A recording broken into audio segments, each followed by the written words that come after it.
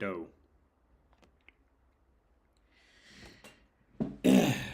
We live. Chilling in this piece. I was trying to figure out how to get the iPad working. Because sometimes it randomly works. And then, well, it's Streamlabs. It just randomly works. And other times it just doesn't work with Streamlabs. And it just randomly popped up.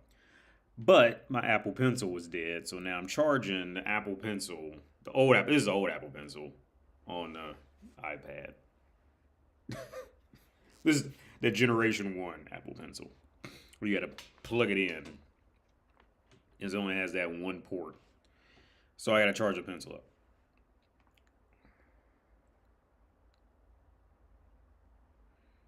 But yeah. What up, though? Should be able to hear me. I see the volume thing going up. Let me make sure you can hear me. I got to charge the pencil up. Okay, yeah, you can hear me. And I just updated. You know, I should try next week. My upload speed. I doubled my upload speed for and I still got a discount of $1 on my internet. So I should be able to upload in 1080p at minimum now. Because I think they said I have. Well, they say up to 50 upload speed, which is I think it's more enough for 1080p. Because it's gonna it's gonna fluctuate. But yeah. So we are live. And I was on I went on my phone to go on YouTube real fast, and I seen, let me see if I can find it. I seen this Apple security alert, and that shit looked legit. I was like, what? That, I thought that looked legit when I went on there and seen it. It's one of those remove all viruses, As soon as I seen it, I was like, wait a minute. People still falling for viruses in 2025? I mean, that's still a thing? I thought people just gave up on that shit. Because technology just got so good, most people's...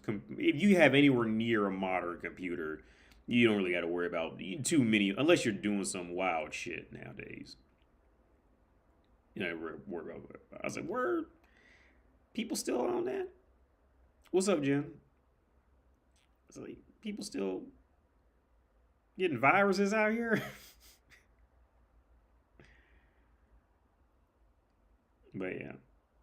It's fucking Oh, I meant the live stream fucking Wednesday. Dude, I meant the live stream Wednesday. I was so tired that day.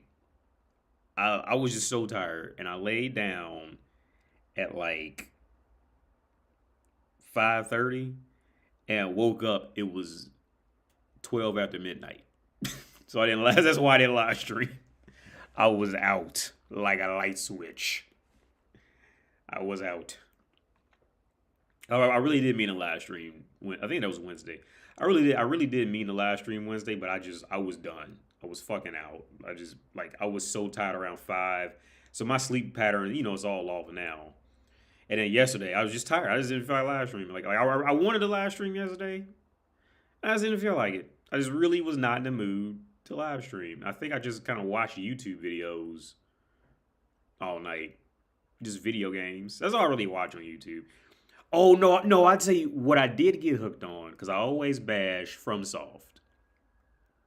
Some kind of way, this Bloodborne, it's like LC Studios. Let me find this shit, because I think this shit's gangster. I'd do a free advertisement for this shit. LC, this is how I find it. But whoever this is doing this, they do it all with AI. And they make these videos. This group. He probably has it copyrighted. I don't know. But when I played this, I fucked around and watched one of these, because he just does a bunch of Bloodborne, lore movies, but it's all done with AI. And I was like, oh, that shit is pretty fucking gangster. I like that. So I watched all of them. And I was watching, so I'll either watch, fan-made animations, fan-made movies, these kind of things. I'll either watch just straight up video games or fan-made movies, these things. That's 90% of what I watch on YouTube. Just video games or fan made movies. There's a Dragon Ball Z fan made movie that's pretty good. Let me see if I can find that. I want to be watching. I'm sure there's gonna be a lot of fan made. If I type this, there's gonna be a ton of fan made Dragon. But this, yep, and the one that fit. I didn't know he had 15 million views. This one, this was hot too. That was hot too. So if you've never seen it, I recommend watch. I didn't know it had 15 million views. I was just like clicking shit. But yeah, that's about all I watch. Just fan made movies and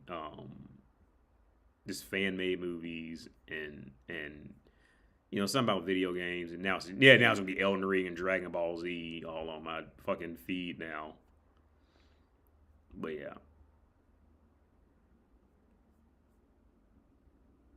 Type it in one time, it's gonna show you fucking 3 million goddamn things about it. But yeah, Wednesday I was out, man. I was just hit. It was one of them days I was just so, it just hit. Like I was just so tired and I was just out. Cause I'm doing this weird thing where I'm like sleeping at reasonable human times. You know what I mean? Like I'm doing this weird thing where I'm actually where I was going to bed like before 11 p.m. kind of thing.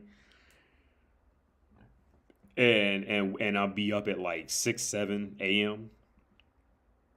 And I think I think I'm reverting back to my usual self of like going to bed at like 1, 2 a.m. kind of thing.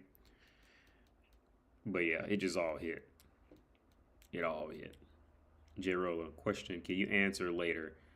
How do you fuck a girl so she gets addicted to you? Well, okay. I'll answer that now, J Rollo. I'm waiting on this. This should be charged up now.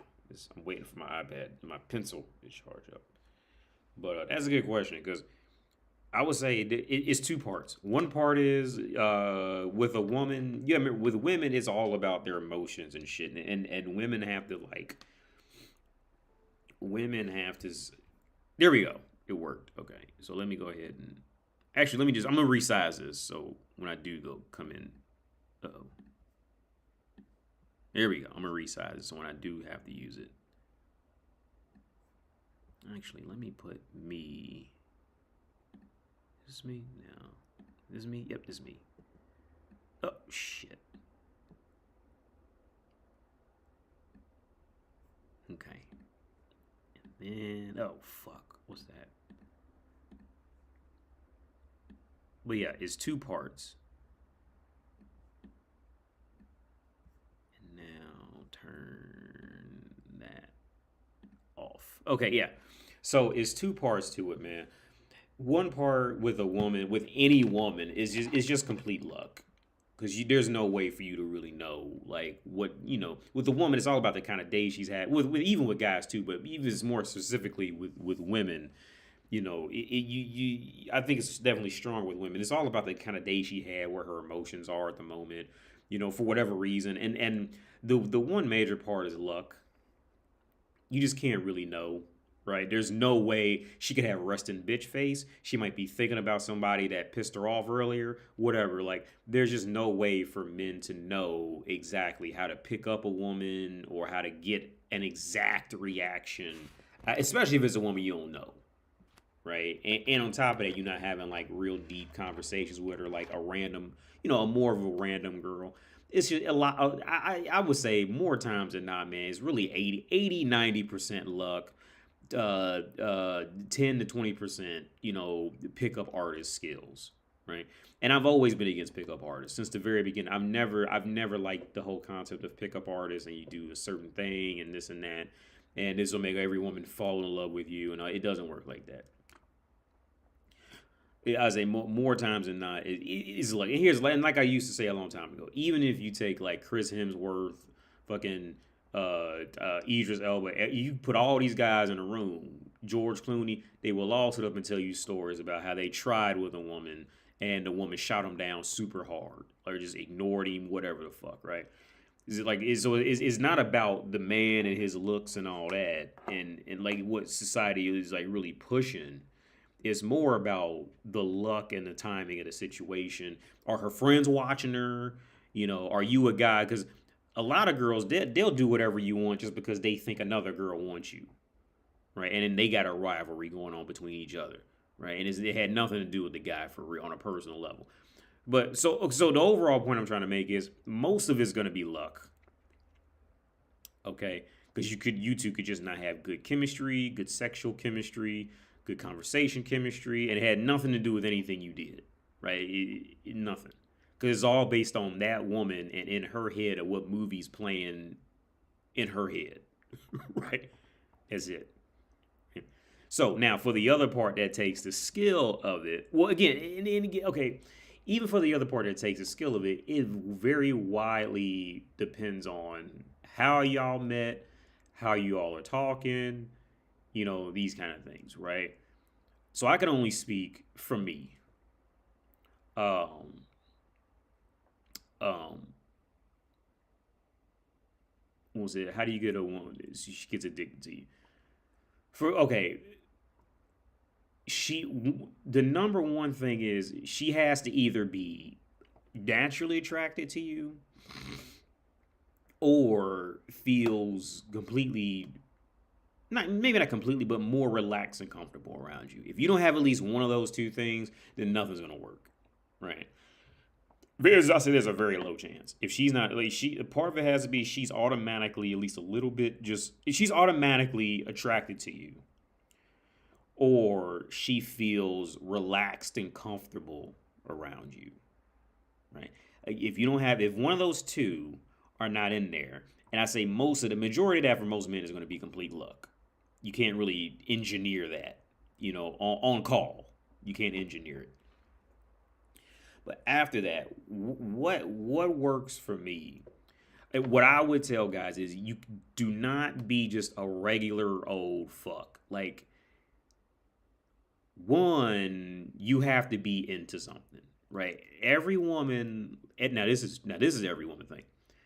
Every woman has to recognize that you believe in something, that you're believing in something. You know what you want. You know what you want to do, right? No one. Okay, and I had to. Okay, now this is another perfect example. I did with my spouse. We was actually standing back there by the door, and then when I was explaining this to her, I said and I told her I should say this on YouTube. And she's probably watching now. She's not here right now. She's probably, because I told her I was about to stream. The best, here's the thing. This is why I tell so many men to go salsa dancing. Salsa dancing is at the core the reality of the balance between men and women. All those dingbat feminists, all that shit. Salsa dancing will bring all that out. And I told her that. Right, and I was standing in the door, and I said, "Here, I'll show you," because my son was like on the bed, and he was just in a moment where he wasn't like, you know, up his mommy's ass for like 5 minutes. So I had to, because he's starting to like get attention in the other things now. So like I showed her why. Well, she already follows me anyway, but I explained to her. I said, "Okay, look, we're gonna salsa dance right here," and I told her, like, I don't even know how to dance, but I'm gonna salsa dance with you, and I'm gonna make you like it, right?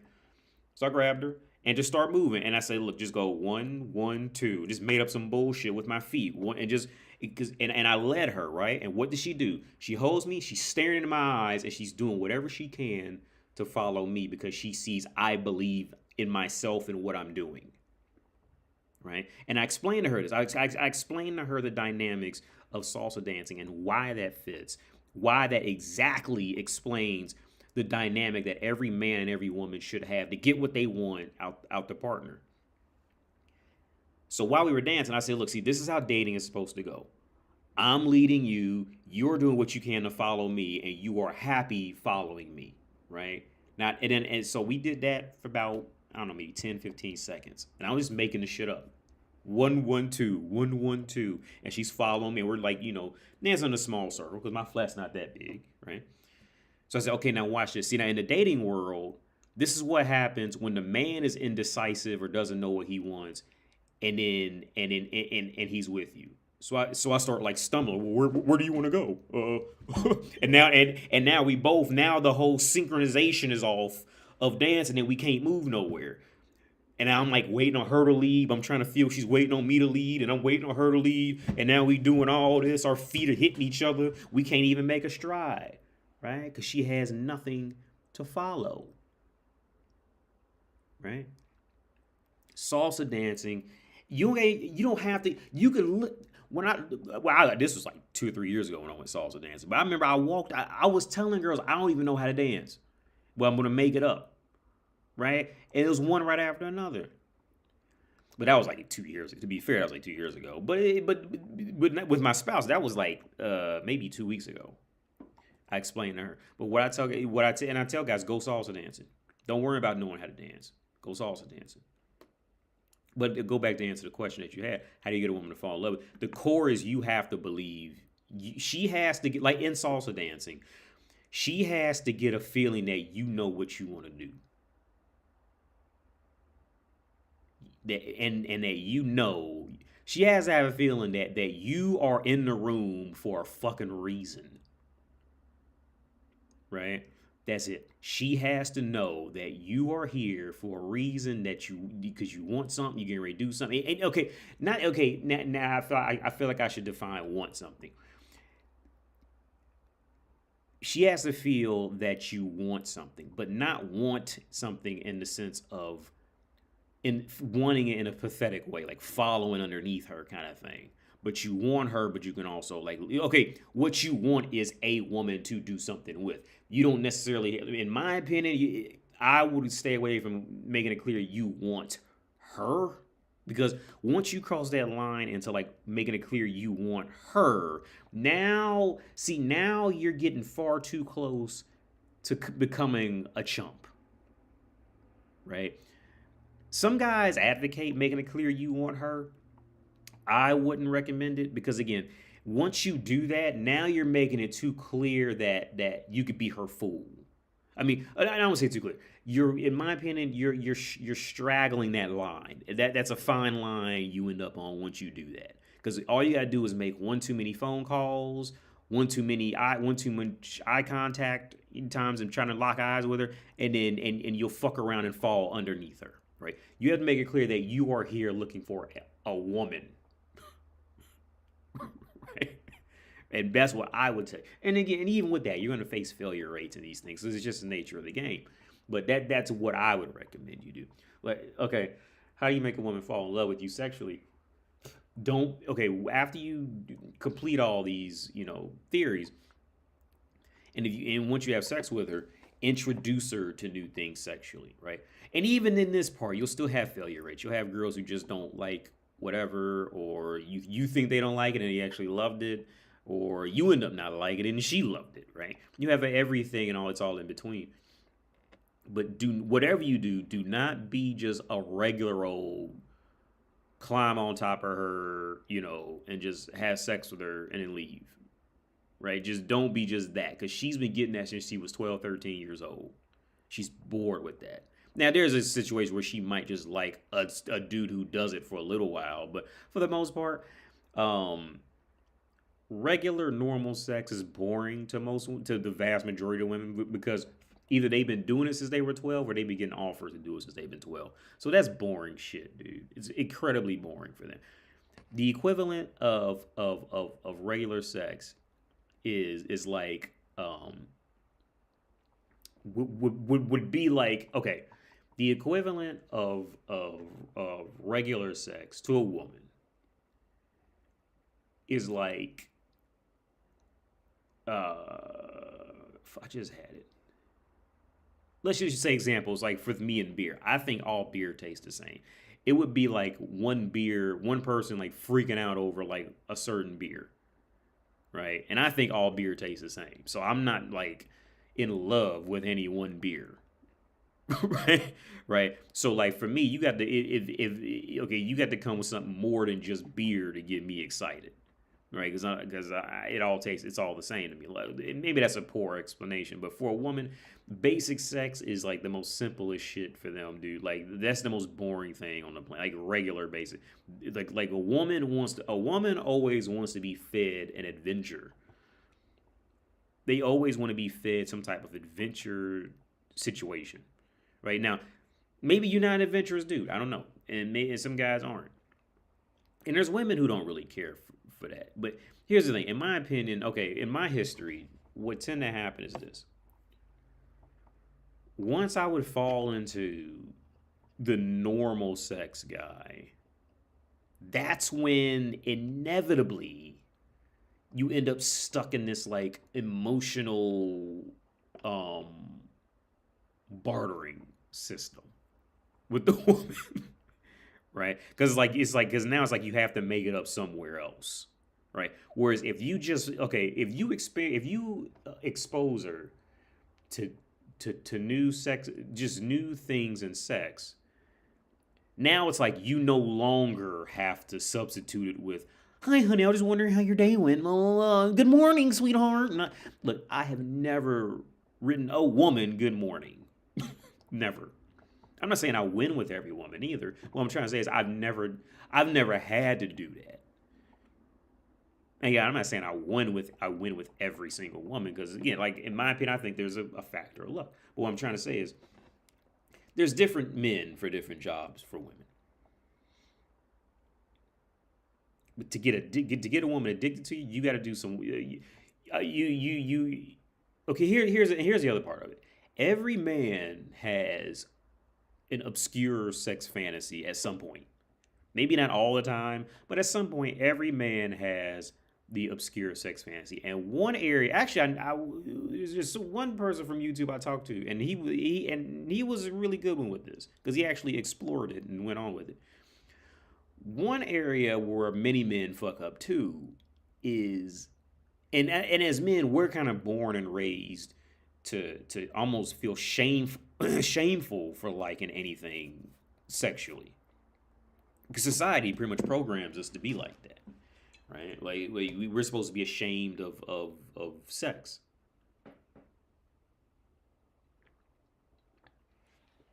But another big mistake that I find guys make is they hesitate on telling girls what they really really want. I mean, it doesn't matter. Here's the thing: it doesn't matter when it comes to these obscure sex things. These relatively not socially acceptable, let's say, these relatively not socially acceptable preferences, things you like to do. Women don't care about these things. Especially when you're talking one on one with a woman, she does like they don't care. All the woman thinks about is, can I do this? Right? She doesn't care. That whole social stigma and all that shit. The only time a woman will play it up is like she cares about it because of social stigma is because she just really doesn't like you, and that's her way out of it. But when it comes, okay, here, perfect example: you will not find a sex offender who cannot find a girlfriend. Right? You cannot find a murderer who cannot find a woman. You cannot find a dude who is in and out of prison and cannot find a woman. Right? So what does that tell you? Is that women, but here's the other part. You can always find guys who've never been to prison who can't find a woman. You can always find good guys, nice guys who just can't find a woman. What you doing? Okay. You can always find those. See, I mean, really think about why is that? Why is it a man can literally be in court for killing his own family and have bitches going crazy about him? Or killing random women? Why is it that you can have men up in court or get prosecuted for it of killing their kids, their family, and other women? They will never have a shortage of women writing them letters, sending them money, waiting for them to get out. Why is that? Why is that? It's because that man made it clear what he wants to do. See, that whole system of actual punishment and shame for anything you like, that's coming from other men. It doesn't come from other women.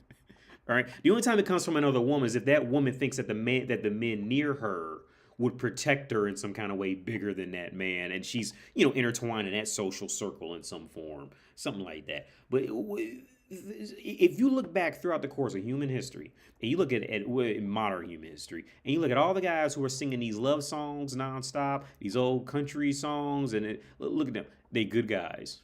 What do they all have in common? They ain't never been in trouble a day in their life. All they do is work hard to try to put up and feed their kids and family, and where their wife go and left him and all that shit. And it's always that. It's never the guy who murdered his own kids, and it's never him. That dude got bitches lined up. It's the complete. So the point I'm trying to make is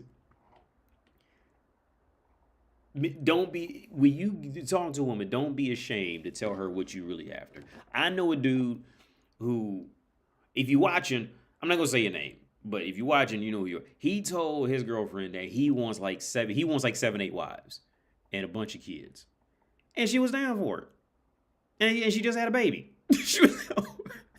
And I was really impressed, because he owned it. He knew what he wanted, and he just told her.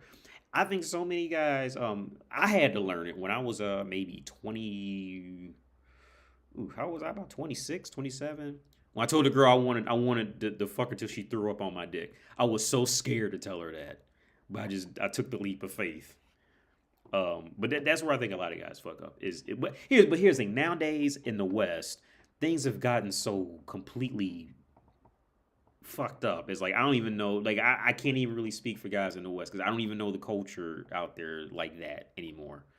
It could be so far degraded to where that doesn't. I mean, it's gonna work on some level, but you gotta be prepared, for the worst if it doesn't work, kind of thing. If I had to guess, I don't know because I'm not. I am essentially not in the Western culture mentality anymore. So I've lost years off of that. But even with that being said, it's still a thing. But I think the consequences just might have gotten harsher. Like you will just lose your job or something like that in America or in the UK or something like that if you try it with a bitch you ain't on it. I mean, and she fuck around and and tell HR and all that.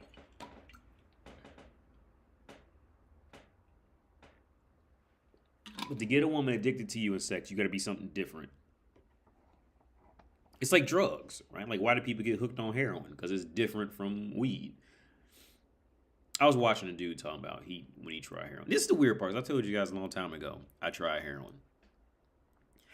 And so I went to go read what other people had to say about heroin.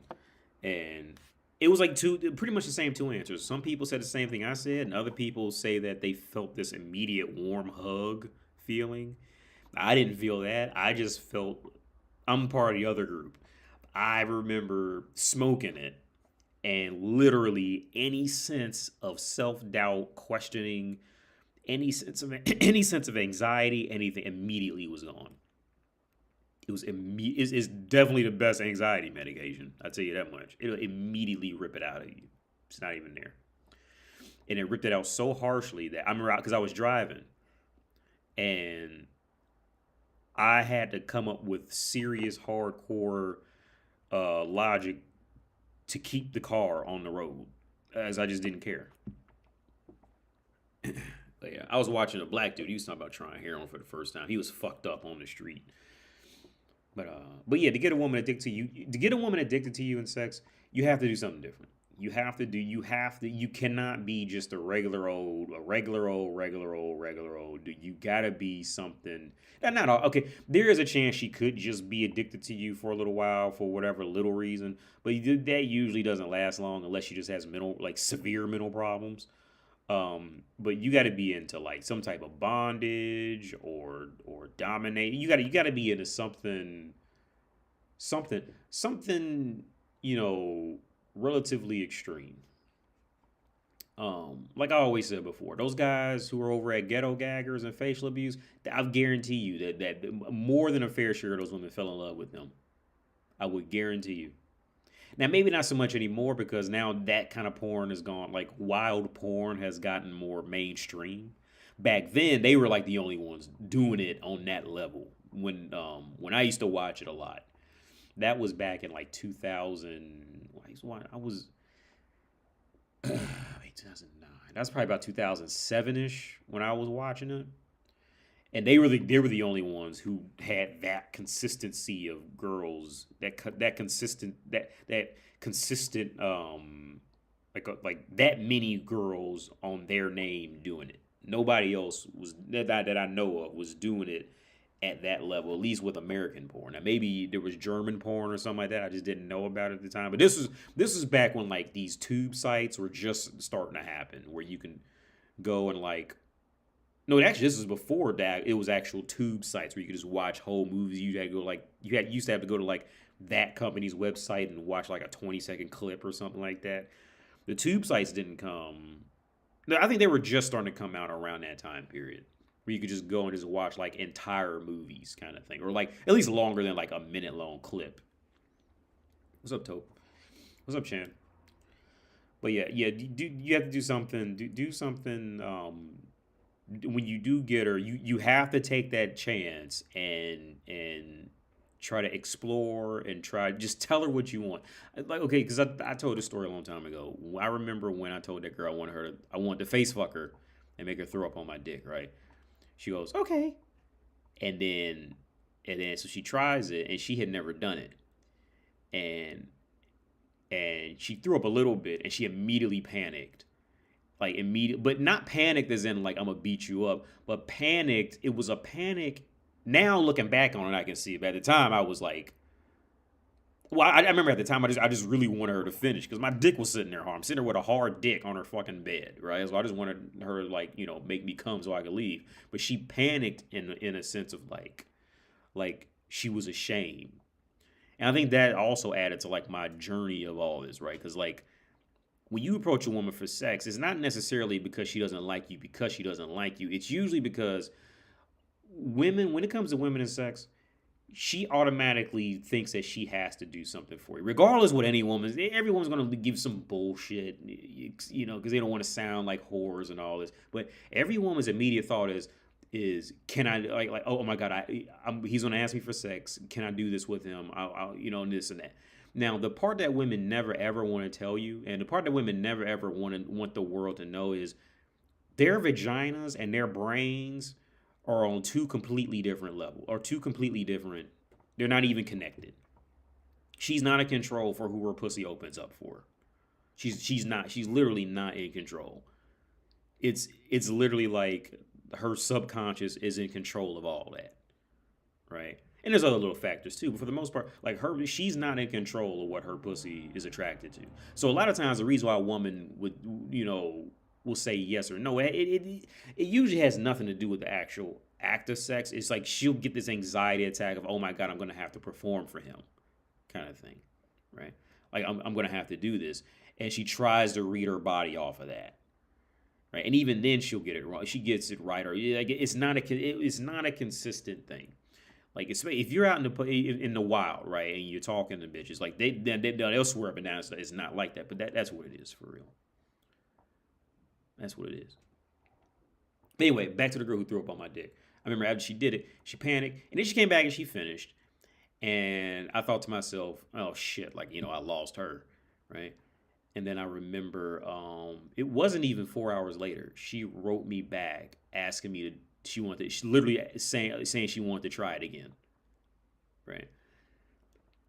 I remember this one girl I met randomly at a gas station, not in the hood, but it was a rougher part of town, and she was a cute girl too, and I still feel salty. I'm still kind of mad I let that go. I was driving a BMW. I remember that, and I was in a part of town. It wasn't the hood, but it was getting close to that situation.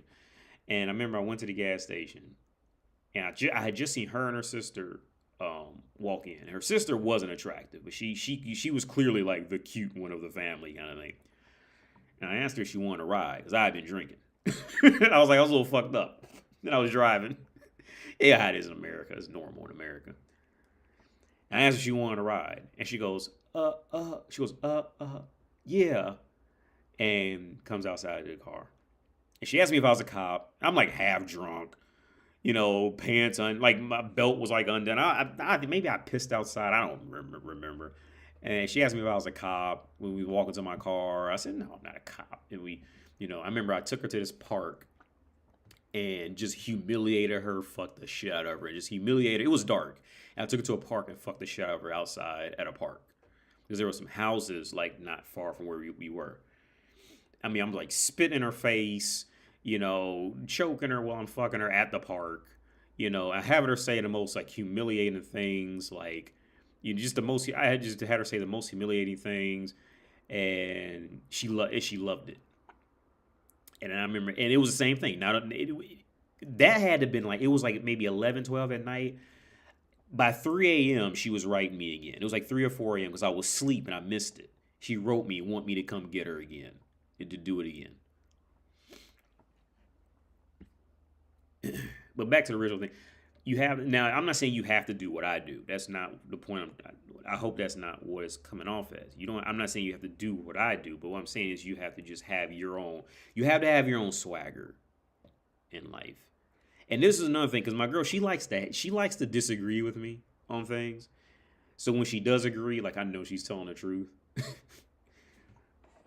Because when I brought up the last scenario, I think I brought up Tuesday, how I said, because I was telling her women don't want to fuck nice guys.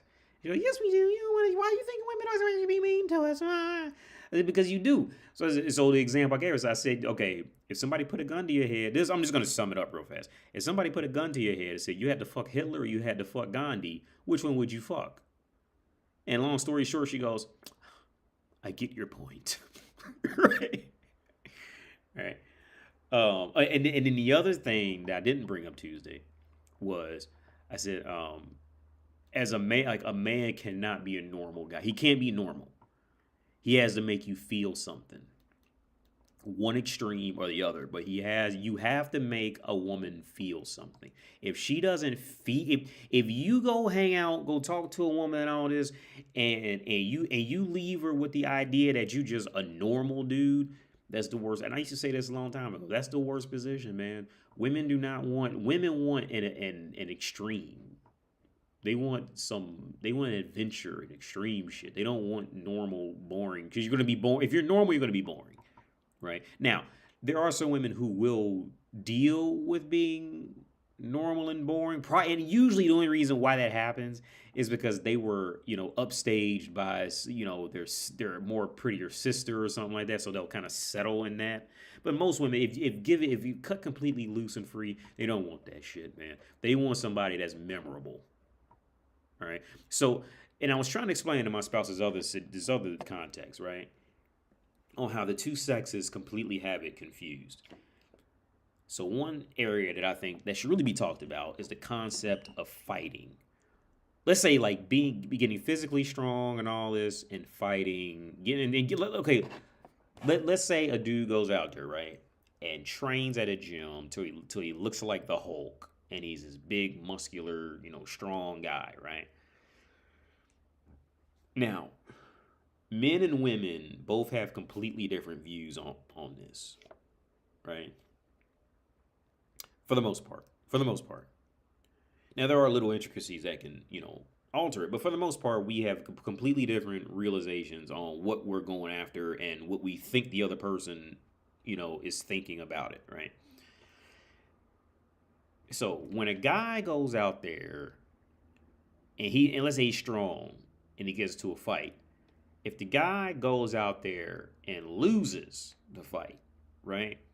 The guy has in his head like, oh, I'm not strong enough to protect my woman and this and that, whatever, right? And the guy will implode within himself. He'll be fucked up at minimum, right? Because his ego took a hit. Now, women you generally don't care about if you won or lost. Did you have the courage to at least do something? Right? So she didn't have to. Right? That's what the woman. Now, all that win or lose doesn't mean a whole lot unless she okay.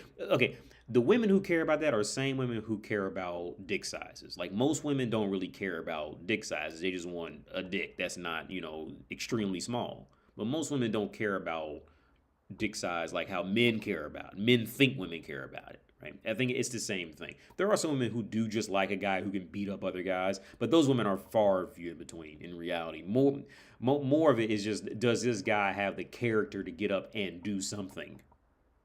That's what the woman's paying attention to.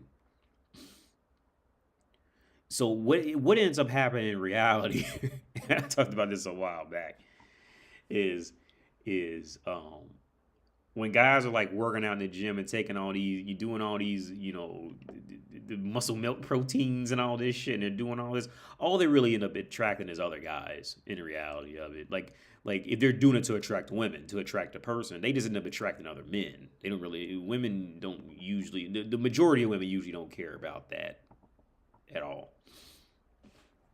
Or dick size. Dick size. That's something that's caught up in the men's heads. The women don't care about any of that shit for real. The majority of them won't. There's, like I said, there's a handful who will, that fucks around and triggers the whole situation of, well, that woman wants it, so I need to like it because that woman likes it theory.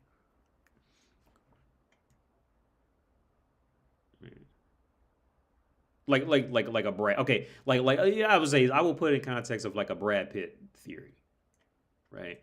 Like a Brad Pitt theory. Women like Brad Pitt because they think other women like Brad Pitt. No woman is sitting up masturbating to Brad Pitt climbing on her in porn, or climbing on her just in her mental. No woman is imagining that shit. Dude. You know what women sit up to that shit too? They do shit like that to the guys like Drew Carey. You know what I mean? What's the dude who did King of Queens? They do shit like that to dudes like that. I would even say like a Kevin Hart or somebody like that. That's who women do shit. Like guys who can stand up there and have a genuine character and personality that's distinguishingly theirs, right? Very few women are doing that to like model men. Right, because a model man, very few, like, because there's nothing else. But see, the thing is that men have it misunderstood of like trying to impose what they like on what they think women like, and it's just like the two sides are just completely off, like from the assumption of the other side. But yeah, Gandhi versus Hitler, yeah. Anyway, J. Roll, I said on Tuesday. Ask any woman in your life if she had to hook up. If it's not your mother or something like that, ask her if you had to fuck one, and somebody put a gun to your head. Talking to the woman, say somebody put a gun to your head and you had to fuck one, or they was gonna kill you and your children, and you got to pick between Hitler or Gandhi, or Hitler and Martin Luther King. Or Hitler and I don't know, who's another good guy? Who's another nice guy, in human history? I don't know.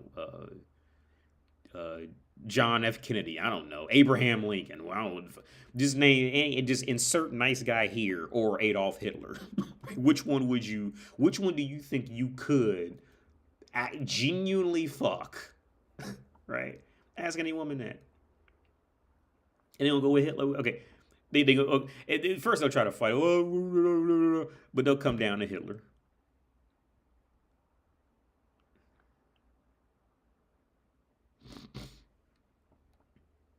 Hey D, my question is, why other men have problem with other men watching porn? Katie Hall, because those are the equivalent of male feminist. There is no reason why any man should have a problem with anything another man is doing sexually, as long as it's not with kids or some shit like that. There is no reason why any man should even be giving thought to you watching porn. Now I think that's gay shit right there. Why the fuck is this guy worried about you watching porn? Why does that even why does that cause? Is he jealous? Does he want you to jack off on his face? Why the fuck is he worried? Why is that even a triggering thing? I'm guessing, why is there a man out there who would even I don't give a fuck who you fuck. I don't care what you watching. I don't care what you doing. Guys in the world who are like this, who will have a problem with other men watching porn is because it's one or two. It was well nowadays. It's a few. It's a handful of reasons. The last reason I just thought of is, especially if you heard this on YouTube, if it's like an influencer, there's many kinds of influencers who will literally say the opposite of anything that is considered normal just to get your attention. Because here's the thing, because humans, especially in modern times, we have this condition that if all you got to do is write a title and say, hey, you're washing your clothes wrong, find out how you do it right here, right? And then you'll get, these guys will get, views for that, right? Because people want to believe that they keep searching for, this omnipotent, heavenly, rising to the gods, philosophy bullshit, right? So that's gonna be one portion of it. There's gonna be people out there who'll tell you, yeah, they'll say, hey, you're holding your cell phone wrong. Hey, you're pouring cereal wrong. Here's how you do it, right? There's tons of people out there saying shit. So that's gonna be one vote. But I have bumped into guys. I have known some guys who were on that. I remember his name was Ryan. I'm not gonna say his last name because I remember his last name. His name was Ryan. And I remember we were hanging out at Ryan's place. It was a bunch of us. And some kind of way we got on the topic of Heather Deep Throat. Remember Heather Deep Throat? It was this bitch. She wasn't even a good looking bitch, and she wasn't even good at sucking dick. But this was back when porn was still like, in that ghetto, when Ghetto Gaggers was the only one. This was back when it wasn't a lot of, different porn. So Heather, I think it's Heather I Deep Throat or something like that. And she was popular just because she was something different. She was, you didn't hear a name like that often, and you didn't see women whose whole thing was deep throating. So like, she wasn't even good at sucking dick. She was pretty subpar. She was a low quality pizza of sucking dick, right? Like, even a bad blowjob is still a blowjob, right? That thing. Even a bad pizza is still a pizza, right? But literally, if any other woman came along, you'd be willing to try the other one out and leave Heather I Deep or whatever her name is, leave her out of it. And I still remember we showed him Heather Deep Throat, I think on a laptop or something, because I think this was before smartphones was common. And he looked at it, he was like, ugh, because he had a girlfriend in the room. He tried to pretend like he didn't like it.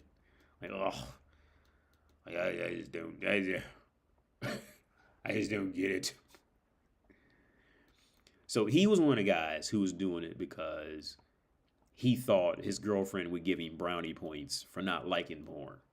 And see, this is the weird part that I touched on earlier. See, guys have to own what they like. Historically speaking, whenever a guy is nice, the woman will always at least lack 30% respect for him.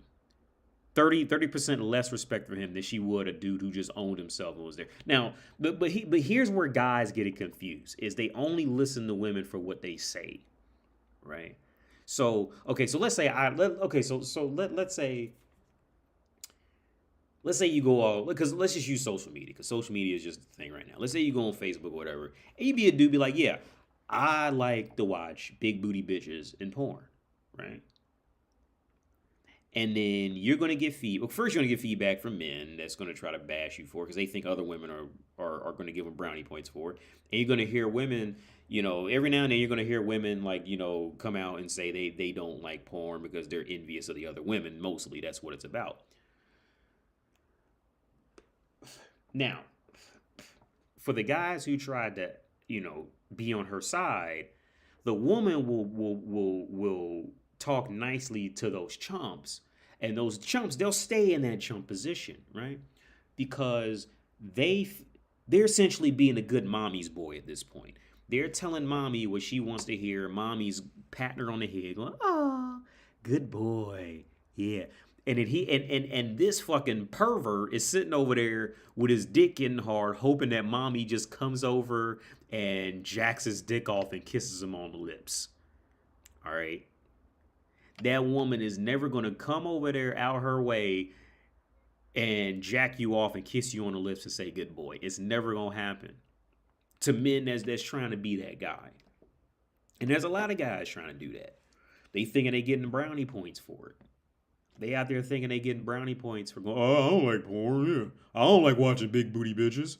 Oh, oiled up big tits? Yuck.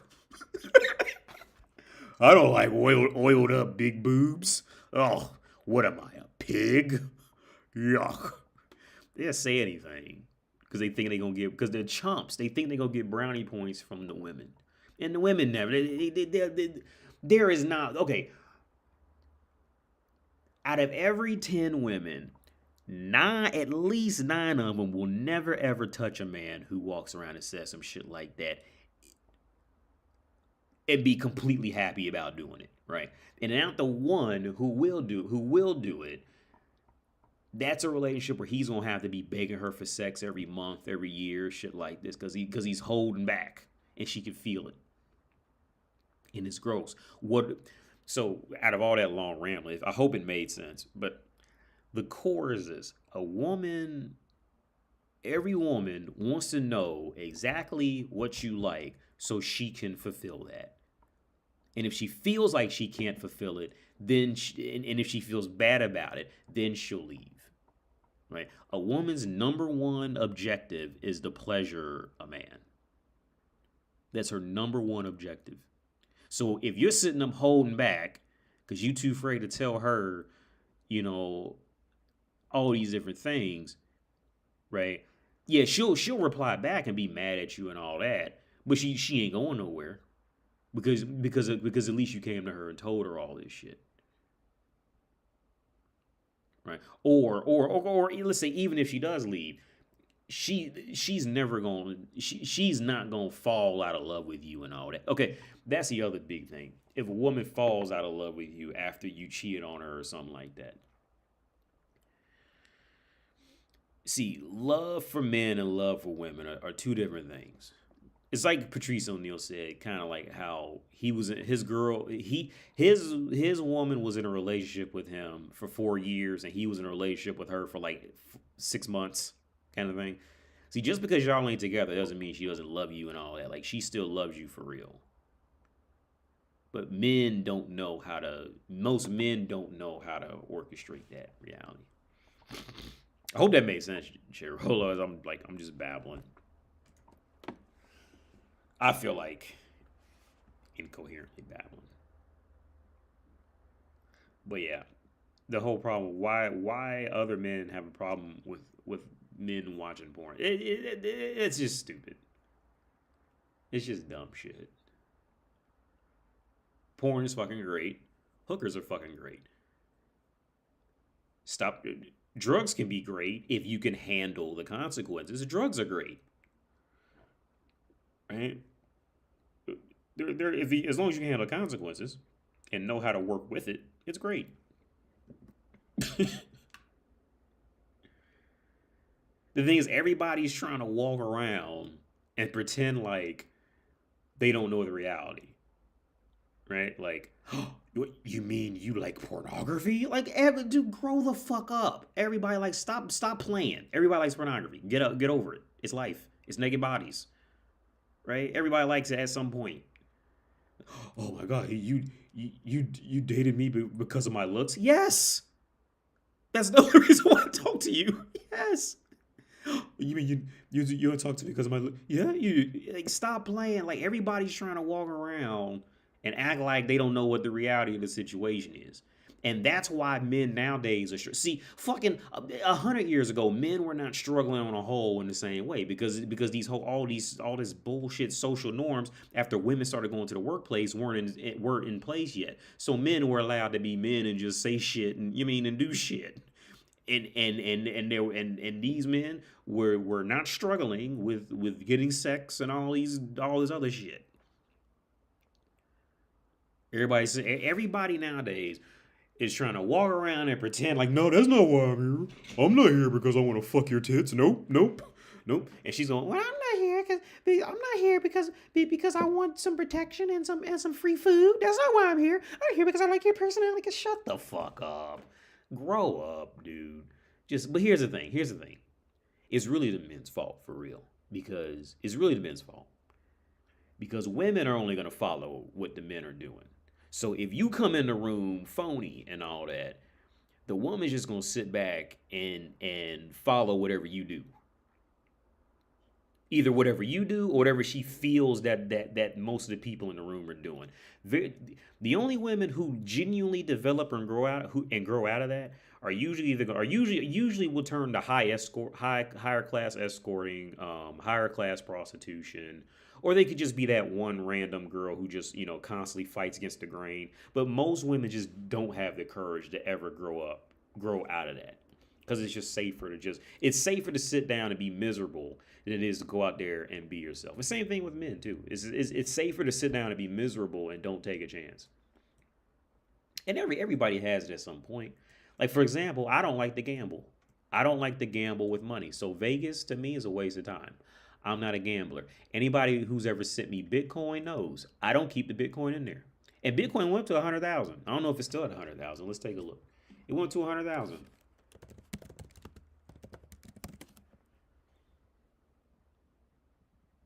Oh shit, in USD. Hang on. Yeah, well, yeah, it went up much higher than it because it was always at like 60,000 and go back now. Now, if you had money in Bitcoin, you did pretty well. If you had in there when it was at 60,000.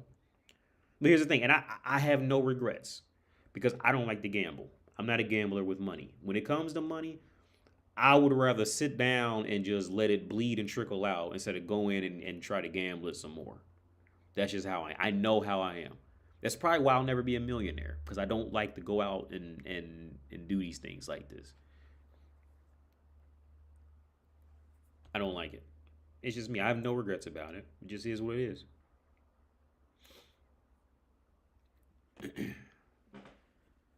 But when it comes to the social world, I can gamble well with that. I can gamble well in the so when I actually going out in the world and doing things. I'm a good gambler with that. Just with the social skills and all that. I'm pretty good with that. There's always somebody better than you, but I'm pretty good with that. I don't have any major hesitations in that world. Yo, AD, hope all is well. Been meaning to email you, just haven't had the time. What's up, Oliver, man? Oh man, look, I the same here, man. For one reason or another. For one reason or another, I'm the same way.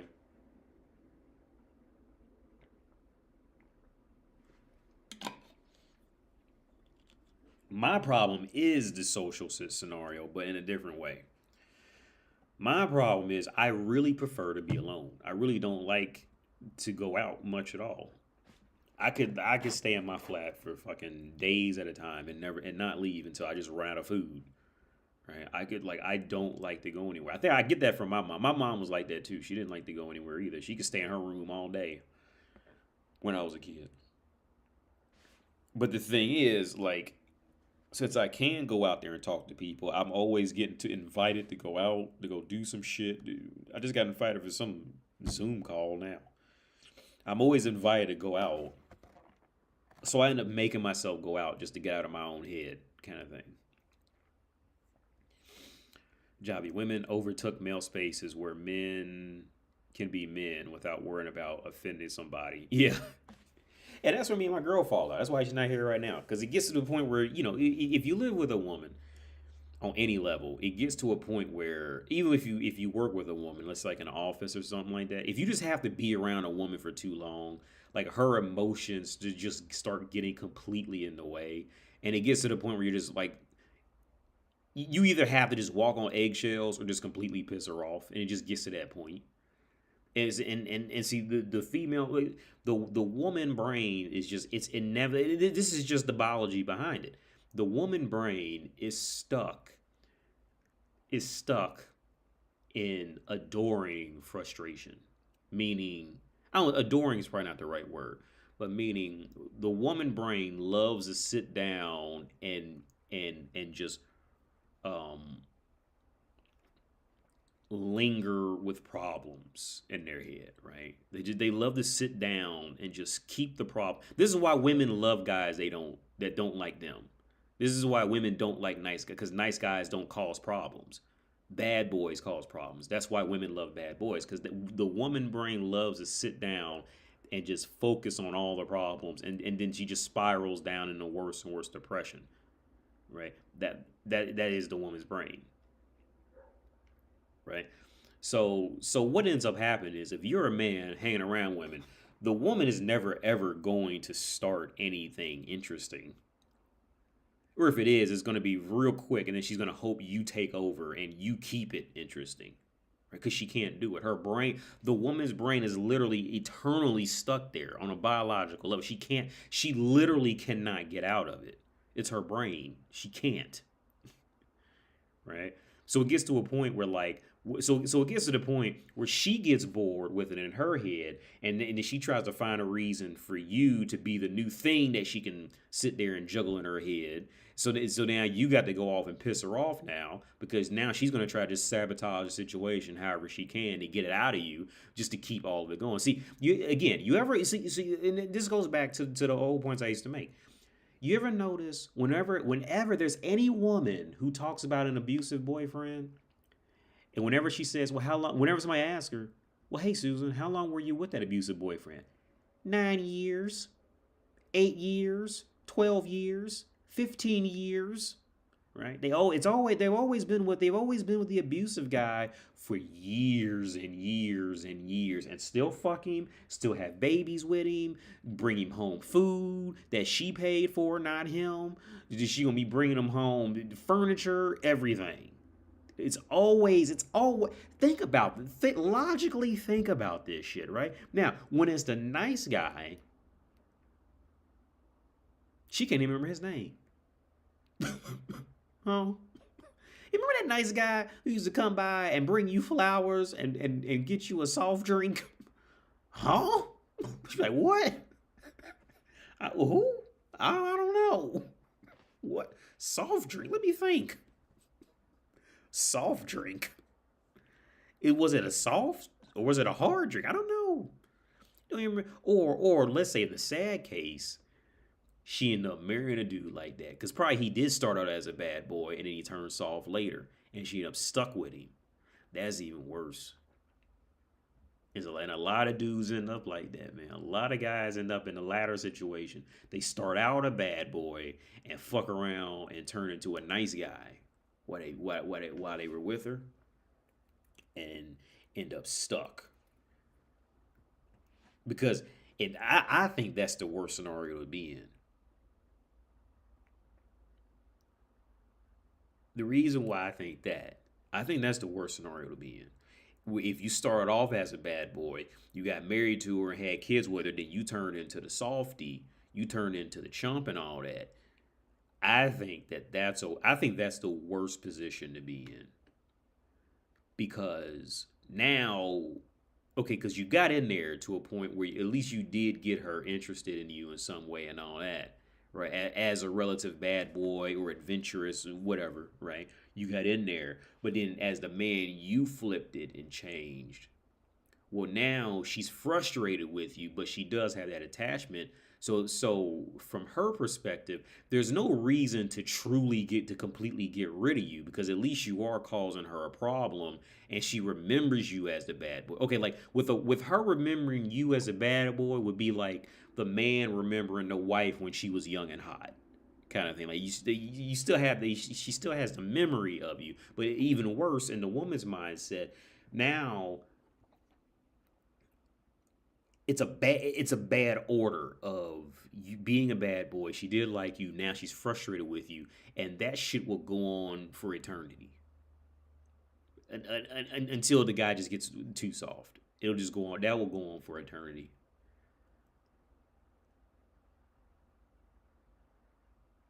That'll go on for it. I think that's the worst, and I think a lot of men are stuck in it. You know what's weird is, like, I see these guys, like, I'll scroll through. When I go take a dump or something, I get on, like, Instagram. I go take a shit and go through reels. One day, I've been meaning to bring this guy for a long time. I think he's fucking hilarious. Shift leader. Let me go find it real fast because I want to tell the other story and I don't want to forget both of these. Shift leader. This dude is hilarious. I love this. I love this dude on Instagram.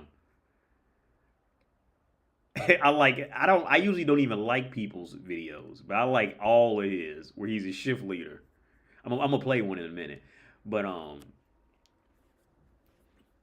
fuck. I forgot where I was going. I might have to just go off to the shift leader because I forgot what I was saying.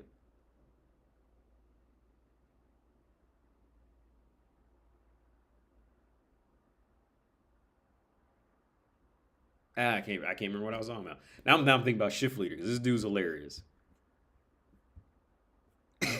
See, fuck. I don't know. It probably not let me play because I'm not logged in. Yeah, let me go to shift leader video. This dude's hilarious. Everybody knows a shift leader. If you work a job, oh yeah, the bad boy thing. I can't remember where I was going with that. Oh, biscuit. Fuck the bad boy. Yeah, because I was going on about the like starting out as a bad boy, and then flipping and not being a bad boy in the end in any kind of way, and the woman just completely hates you. Oh, that's what it was. I remember now. So I was going through Instagram and I see these videos where where it'll be a man in his house and like the captions will have written the captions will have written like every time a man sits down and like the guy he'll just sit down on the couch and his wife will go, "Hey, can you go take out the garbage?" And he'll stand up and he'll cut off and he'll try to sit back and relax. "Hey, don't you know I gotta pick up the kids?" And like she just like it's just yeah, you know, like I don't even like that. And motherfuckers think that shit is normal. I'm like, ooh, y'all living like that just to put up with a woman? Y'all, how did you get stuck? How, like, it boggles my mind. It seriously is completely mind boggling to me how men are out there stuck in these types of relationships. Like, how did it even get to that point where she feels comfortable doing that to you? Like, is it really? I mean, maybe it's that hard out here. Maybe it is. Maybe I'm just living in my own bubble. I'll admit that. Maybe I'm in my own bubble. But these whole things are like the men going to sleep on the couch because the woman's mad, not because he just wanted to, not because he wanted to go in another room and play PlayStation, but he went in the other like home. Man, dude, you really went to go sleep on the couch because she was mad at you? That was your logic? That was the I don't even know how you end up that bad. I don't even know. With my ex-wife, she got mad and went downstairs and slept on the couch. I'm not going to sleep on the couch. I will go to sleep mad next to you. I don't give a fuck. I'm gonna sit here. Well, I got to get up out the bed. Look. I will go to sleep. I will go to sleep mad next to a motherfucker that I'm mad at. I don't give. Why do I? Why? Okay, myself. I'm standing up for something I'm thinking about and I'm believing in. Now I got to pack up, get out the bed, walk somewhere else to go to sleep. What logic is? I don't understand how that even, I don't understand it. I don't understand it. And then these things are like the woman got the man take it. No, more times than not, my spouse takes my trash out. She takes the trash out more than I do. I take the trash out, but she takes it out more than I do. This whole thing like the man got to take now I'm building my family a couch by hand. Like, because I want to do that. I'm building my family our own furniture by hand because I want to do it. Not because she's mad at me or anything, any silly shit like that. She can be mad and get the fuck out of here. She will tell you how I kick her out. I will tell her to get the fuck out because she said or did something incredibly stupid at the wrong time.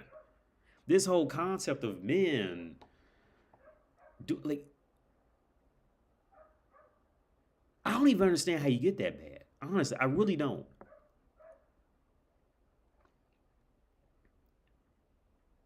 Even in my worst day, even in my worst days of having girlfriends, I remember the one girl, I had her shit packed up and her dad came to get her shit. And I had it all in trash bags by the front door. And when I met him, here's the thing. It was the first time I had actually met him. And he was a real cool dude. We talked for a minute and he knew what it was. And he knew, wasn't nothing about fighting and nothing like that. All her stuff was in garbage bags at the front door. And he came in with moving shit and got all his daughter's shit out of there and put it in his moving truck and they left.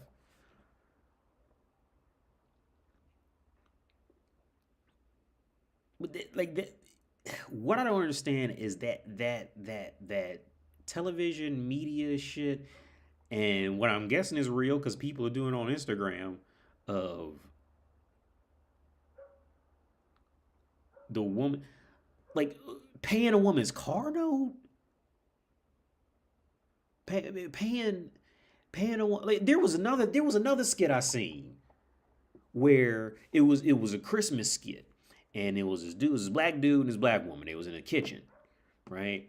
And he had his, I guess, wife open up gifts, and in the gifts he goes light bill, phone bill, internet bill, mortgage. He was paying all this shit.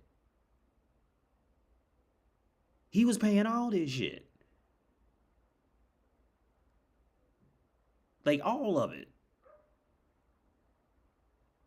And then from the perspective of she's like angry, not angry, but like, I wanted more presents type of shit. Like, how do you my okay, look.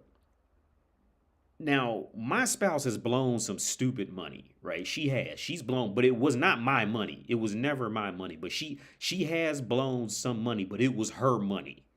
To be fair, it was not my money. She blew some stupid. She be mad at me for this for saying this on the internet. She just completely blew it. Nobody knows where it went or anything. It's just gone. But to be fair, it was her money. It was not there. My name had nothing to do with that money. I told her what to do with it. I told her the exact amounts of money. I literally did accounting work for her to say, look, this should last you X amount of years and this and that. She blew the shit like all women do. She blew it, right? And I was mad about it. But to be fair, it was her money. That was not my money. To be fair, right? But even to this day, she still pays. Now she is on my phone bill, and it's like $20 a month here in Czech Republic. We get like unlimited internet and unlimited everything. It's 600 crowns. We just got a deduction. It's like it went down to 400 crowns, 450 crowns a month, which is like $20, right? And she gives me the money for that phone bill. She gives me that money. Now we have a 2-year-old child together. I'm not paying her bills unless it's like a medical emergency or something serious happens.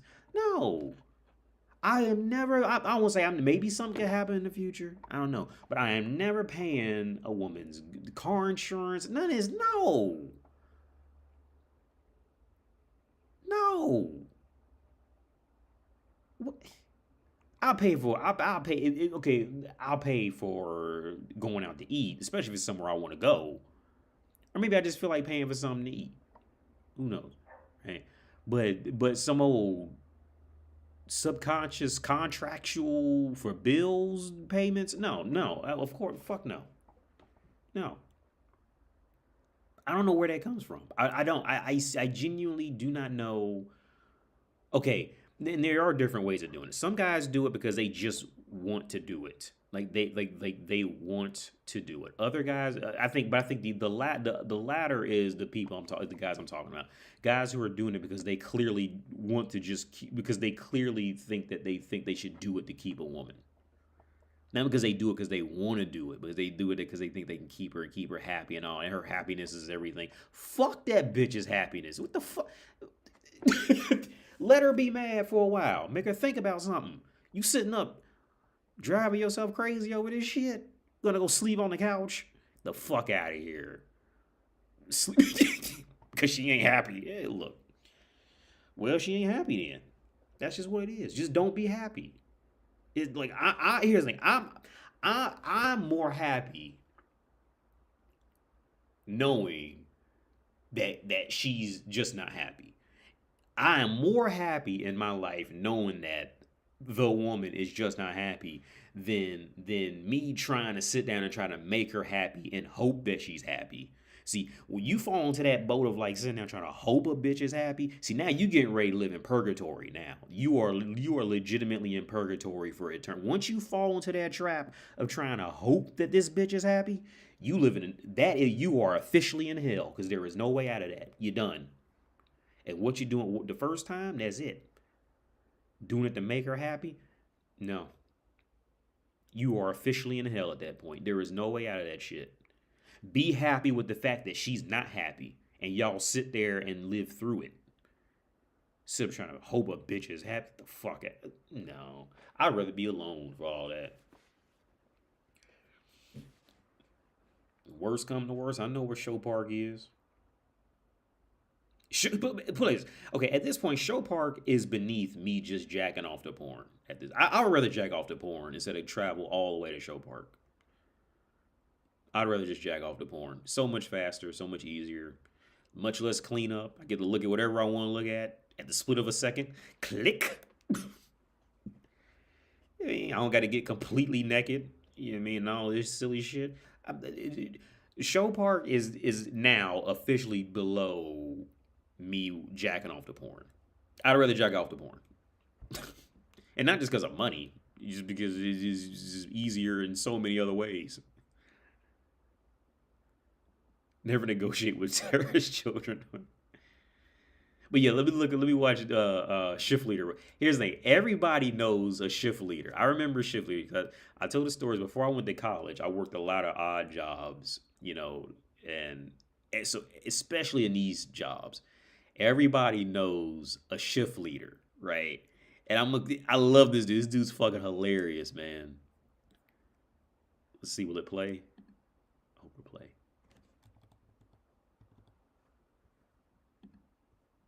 Where's the sound?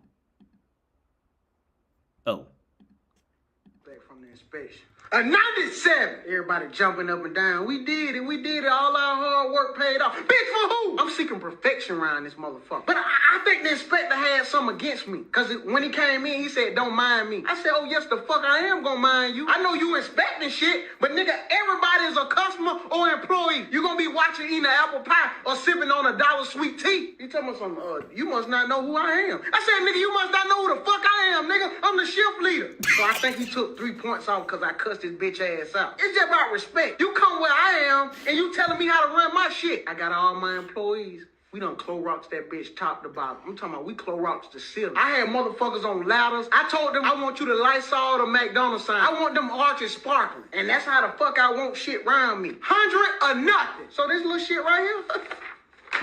Buddy, I don't give a fuck about your 97. Don't a fry get dropped, and neither will another motherfucking 97. Don't a fry get dropped. Oh, I love this dude, man. I watch this shit I watch this. Where's the audio? Good morning from the world famous shift leader. And all you niggas want to take your old lady to Benihana Root Chris. Nigga, I had my bitch right there in McDonald's. Put a rose on the table. Had a little apple pie laid out for her. Quarter pound, I cut the motherfucker in half. Had a ketchup with a heart over her fries. She said, oh, shift leader. That pussy just started getting wet. When she saw the motherfucking fries, nigga, crispy, golden arches, man, that bitch started sucking my dick right there at the tail. I said, whoa, shit. You nigga go out there and buying all them steaks and all that big money shit and still ain't fucking. I spent $6.47 and fucked that bitch all night in that damn break room. They thought I had dropped a case of fries. All they heard, I was back there just tearing that ass up, boy. Happy Valentine's Day, baby. I know she still thinking about every time she eat a fry, she gonna think about our. Man, I turned that hat to the motherfucking back. Man, god damn. Don't a fry get dropped? And that man, them pants, man, I lift my leg. Man, I can't show y'all all that shit, man. Just know I had my hat to the back. I'm talking about that pussy just was so wet like some thick grease. You know how that, well, y'all don't know. But when that grease just gets so hot, That motherfucker just so wet. I said, damn, baby. I licked that motherfucker. I said, God damn, that mac sauce dripping out that pussy. I was talking like pie. Sweet pussy salad. I was like, God damn. That was a good one. You gotta hear what he talks about, like shift leader. Like he's being like a shift leadership at McDonald's. That shit's fucking hilarious. That dude's great, man. I usually don't like anybody's videos on the internet, but I like every time I see the videos, I like his shit. I think that is amazing shit that he does. Yo, AD got fired today and got petty with a manager bitch by cussing her out because she couldn't give me a reason. Then told her not to cry at work because that's unprofessional. Well, shit happens. I'll be right back. Let me. I gotta turn this heat off real fast. I'll be right back. I'm just going right here.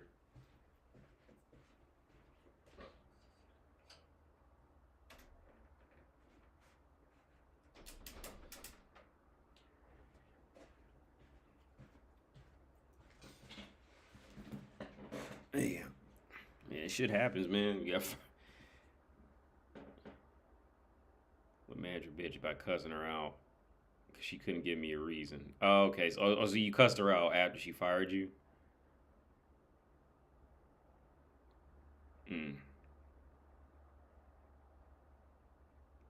That shit happens, man.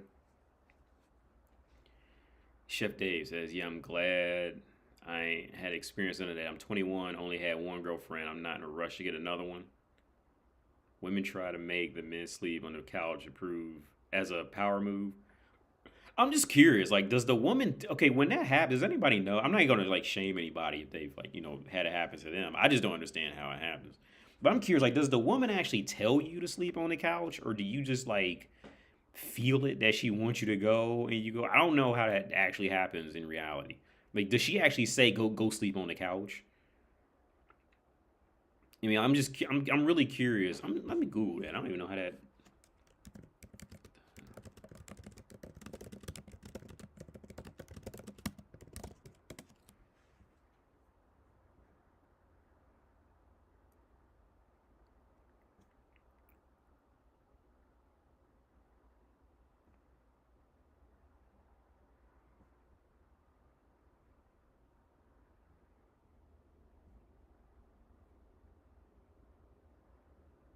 Husbands told. Oh, so I guess they tell you to go sleep on the couch. Let's say I first came across the concept on TV and now on where disagreement between couples, it is not out of the norm for the woman. Oh, the woman asked the man to leave the bedroom. What the fuck? They actually tell you to go sleep on the couch.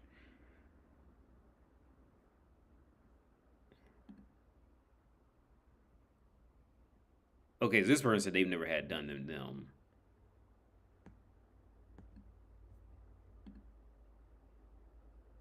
Okay, so he says the same thing. I've never been sent to the couch.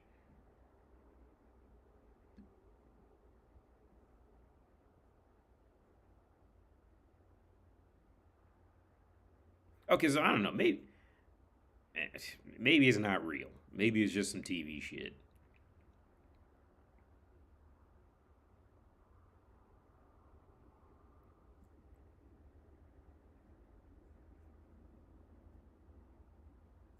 I don't know.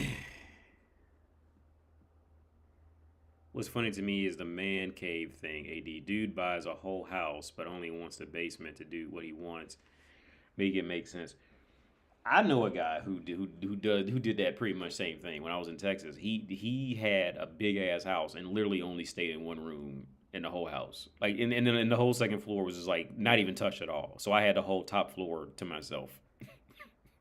He did because now his room. To be fair, his room. I was just telling my girl this story. His room in the house, including the bathroom, was bigger than this entire flat. The bathroom was one of them big bathrooms, and his room wasn't small either. And he had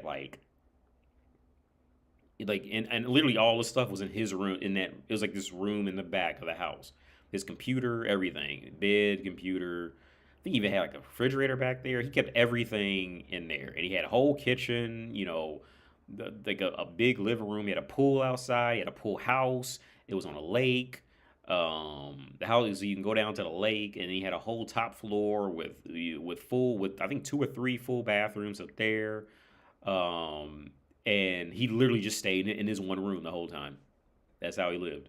So when I came and I stayed with him, I had the entire top floor to myself, like literally pretty much the size of a house of a 1-story house to myself. He had never gone up there. It was completely like nothing was even touched at all in the top floor. It was all like pristine condition.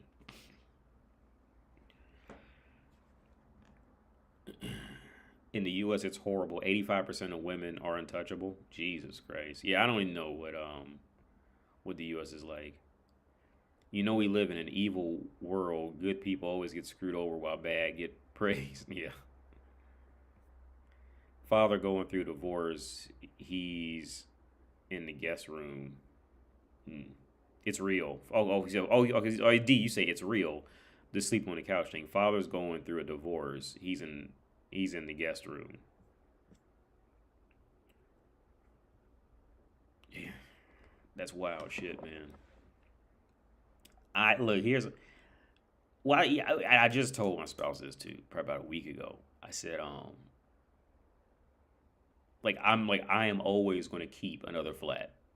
Like I would never, I would never live with a woman. I would never live like I would never put all of my worldly options in one. I remember my ex-wife. She wanted to open a bank account, and I told her directly, I would never open a bank account with you. I directly told her that, and she got mad. Of course, I still remember that she was standing by the couch, and I was in the kitchen, and she asked me. Yeah, she kept asking me about opening a bank account with her. I would never. I will never do that. With no woman, it will never. The only way it would happen, like with moving in with a woman or having a bank account with her, it would have to be a serious situation. Like that would literally be my last resort. I'd rather put money into Bitcoin than open a bank account with a woman. I damn near almost rather just go to Vegas and just gamble it, and put it on a card, than ever put it with a woman.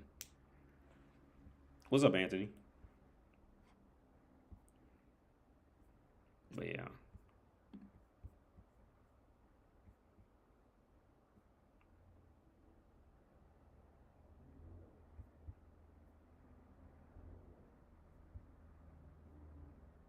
But yeah, now it's just gonna be a bunch of Dragon Ball Z, and I looked up 2 things, so now it's gonna be Dragon Ball Z and Dark Souls now everywhere. That's somebody telling me Speedy Boy. Somebody was just talking about that guy.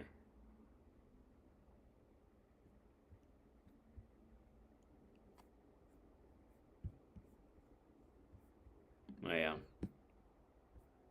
Yeah, my mom be doing what's it? It's 8:55. He said, yeah, my mom be doing that with her boyfriend. She calls it putting him in the doghouse. Jesus Christ. Like, so your mom, single, oh my God. That's just so pathetic. For the guy. Like, a single mom put a man in the dog. Yeah. Either either that guy's life has to be pretty fucked up before he met her, and he just need a place to live, or he needs like he's super fucked up to put up with that. Especially out of a single mother. That's yeah, that's rough. Put a man in a doghouse. Maybe yeah, that's rough. Yo, you play? No, I haven't played it. I've been meaning to play it. Anthony, I want to play it. I want to play it, but I just started playing. I was playing it before I started live stream. I'm playing because I didn't like Ghost of Tsushima. I didn't like that the first time I tried it, so I'm trying it now. But this time I'm playing Ghost of Tsushima. How do you say Ghost of Tsushima? Ghost of Tsushima. I'm gonna just call it Shishima. Ghost of Tsushima. The first time I played, I played it on like normal difficulty, and I was just so bored with it. I just didn't really care for it. So this time I tried it, and I put it on lethal difficulty, and I love it on lethal difficulty. Every reason why I love Ghost of Tsushima is why I don't like FromSoft games. Like if Sekiro would take the same theory as Ghost of Tsushima on some level on lethal difficulty, I would love it. What I hate about FromSoft games, here's the thing. What I love about FromSoft is most Japanese games are like this. Most Japanese entertainment is great with atmosphere setting and music. They usually, and then with some philosophical thought or something like that. That's usually where they're great. But when it comes to actually having to interact with Japanese shit, it's either like you have to do something usually one way. For most normal people, you only have one way to beat somebody, or else you'll just die immediately and you'll get two shotted, right? And I think it's I just think it's dumb. On top of that, like the bad guy is just like this tank all the time. Like you always have to just like the bad guy is always going to have like a trillion HP and you're going to have like 8 HP. So you'll always get like 2 or 3 shotted, like while you just chip away at this bad guy for like 20 minutes. And I just think I think it's a cheap, I think it's poorly made. I think FromSoft makes poorly made games because of that reason, right? Now, the reason why I love lethal difficulty on Ghost of Tsushima, whatever, is because the difficulty is both of y'all are like pretty much a one shot, one kill kind of thing. Like they can do it to you, but you can also do it to them. So it's equal now, right? Now you will have to fight multiple people at the same time, but it's still like a logic that makes clear sense. It's like, okay, yeah, this makes sense. Like I literally just got slashed in the throat by a sword and I'm down. But on the flip side, if I slash the bad guy by the throat, he's down in one max 3 hits. Right, and I think that's fair. So I'm playing on lethal difficulty on Ghost of Tsushima, and I love it. I think it's harder than Sekiro in its own way like that. It may be a little easier in some ways, but that's why I don't like FromSoft, because FromSoft it's always this whole thing of you got to fight the boss for 15 minutes kind of thing, unless you just like figure out every inch of the game and know where to get an exact weapon from kind of thing, because you like that's literally all you're doing in life, like. Unless you like, if you're gonna go like just a normal route in a FromSoft game, in a Souls like game, like it's gonna be that you gotta chip away at this bad guy for 20 minutes, and he can always just 2-shot you, right? And it's just dumb. Like it's just, in my opinion, here's the thing. In my opinion, if somebody is willing to sit down and put that kind of time and effort into a video game like that, you need to go off and go get you a real education. Or do something in the world where you could go do something in the real world, because that's too. In my opinion, the Souls community is just like I just have better things I can do in the real world with my real life instead of sitting down and do that.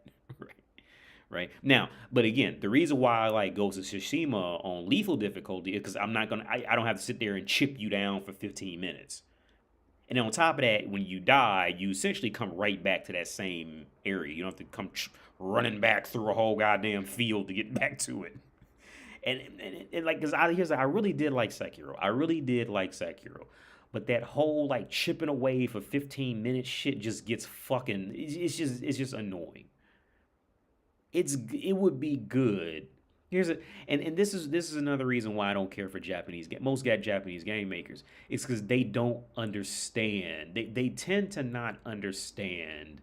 Like whenever a Japanese make a game, it's usually completely flat. Like it's just one constant thing. They don't understand dynamics. Like, you know what I mean? Like when Gears of War, I'm pretty sure it was Gears of War that first started the whole concept of really making like a bad guy who was just a tank, like a bullet sponge kind of thing, right? I want to say they were like one of the first ones to really, really do that, to where it like bullet sponge became like the name for it kind of thing. But Gears of War also had like a dynamic to it. Like every boss, every bad guy wasn't just like that kind of thing. Whereas like the Souls games, like all of them are just like the same flat. The atmosphere is the same flat. It's just flat. depressing death, sadness, misery. There's no very little dynamics. It's so little, it's not even worth mentioning. Like, we used to speak to merchants and these things, they'll be kind of funny sometimes, but for the most part, it's just not. And that's the downside of Japanese games, in my opinion. They if they make animes and movies and shit, they do excellent jobs there. They understand the dynamics there, and they do amazing jobs with it with animes. But once they make something you have to interact with, that's where they lose everything. They just don't get it. It's just like it's just extremely one dimensional.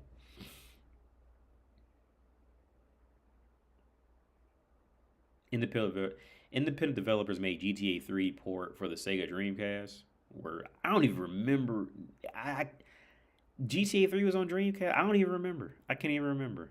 Now that you mention it, I think I remember, but I'm not even 100% sure. Was that shit on the Dreamcast? GTA 3. I can't even remember. It wasn't a Dreamcast.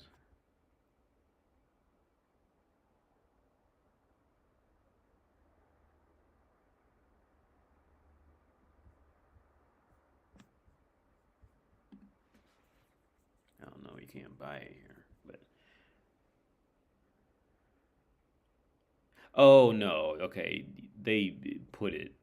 Somebody just did it.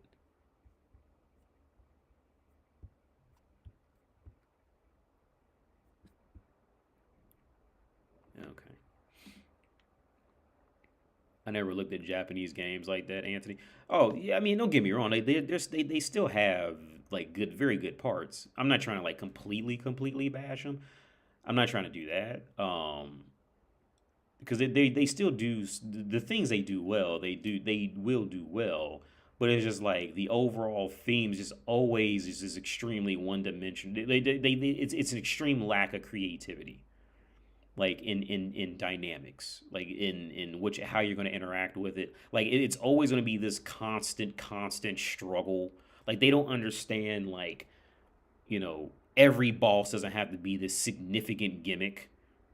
Why are you doing every boss does not have to be a significant gimmick where if I don't do this one thing then I can't beat like most average people who are going to play games. You're always going to have your 10% of guys who go out and they'll learn every little inch of every game. You'll have like you're that group of people who are like that. But for the I'd say most average people who are going to play games are usually going to go in there and do the same thing and fuck up and this and that. To where you like most average people have to go in there pretty much one or two ways and beat this and get past a certain point, right? And I think that's where FromSoft really suffers from that. Um, and in my opinion, the only reason why they're still alive is because since their games are relatively cheap and poorly made, they were the only ones who could keep going. Because you remember years ago, that was pretty much the entire gaming market was a FromSoft game, but nobody bought the shit because it sucked. Right? Right? Go back to the NES and find me anybody who beat 20 NES games. Because that was a time 20 or yeah 20 30 years ago. That was a time before the internet where you could just look up in Google how to beat you such and such area, how to beat such and such boss.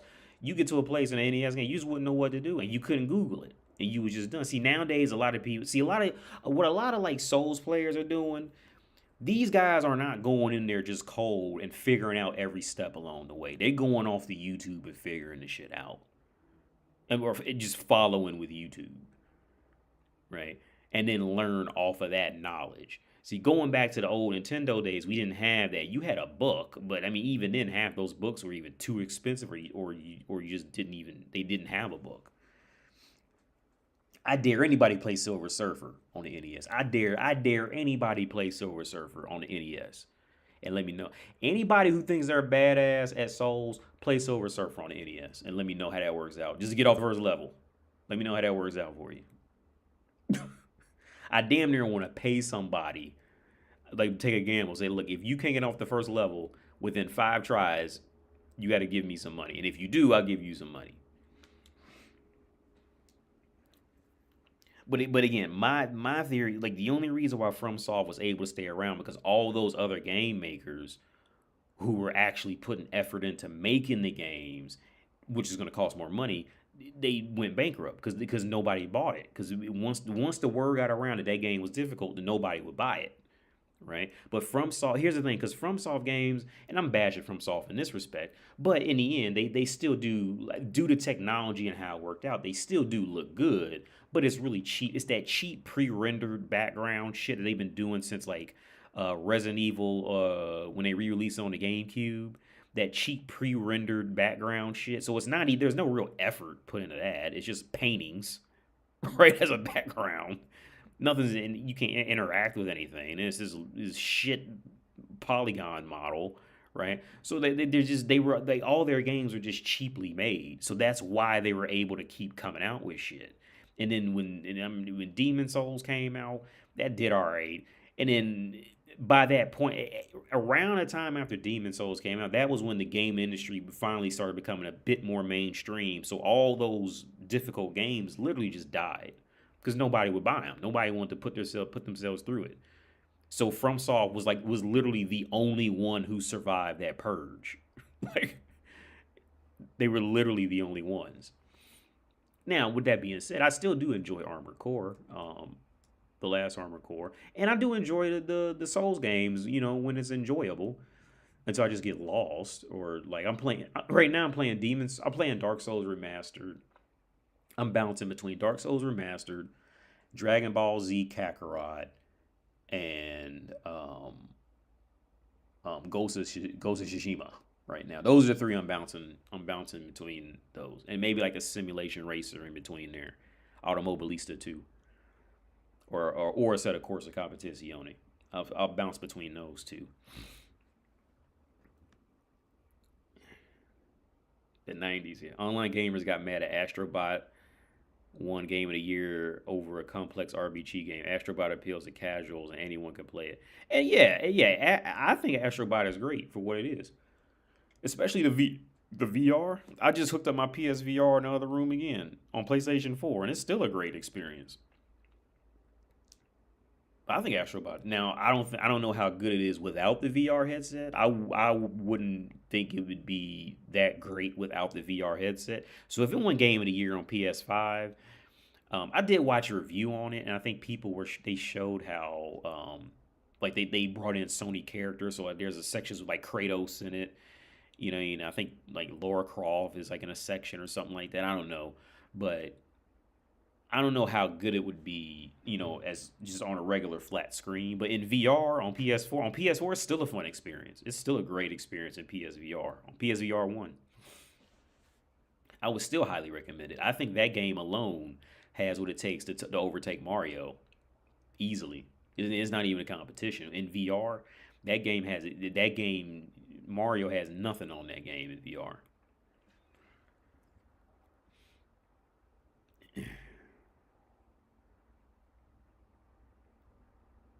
Yeah, they didn't used to do that back in the day with games. You would get hit once, but you would have to hit them at least 20 times. Yeah. Have you ever played Mad Max? Oh, yeah. Oh, of course, Chef Dave. Yeah, I played that. I was going to give it a retry again here now, but I just didn't get around to it. But I got pretty far in it on PC years ago, and I fucked up my save. I forget how I fucked up my save file, but I fucked it up and lost it. I forget what I did. I think I tried to install a mod or something and did some dumb shit and fucked it up, and I lost all my progress. And that was years ago. Because Mad Max was pretty much just like, it was pretty much Batman, but you didn't have no gadgets, and you was like, you had that car.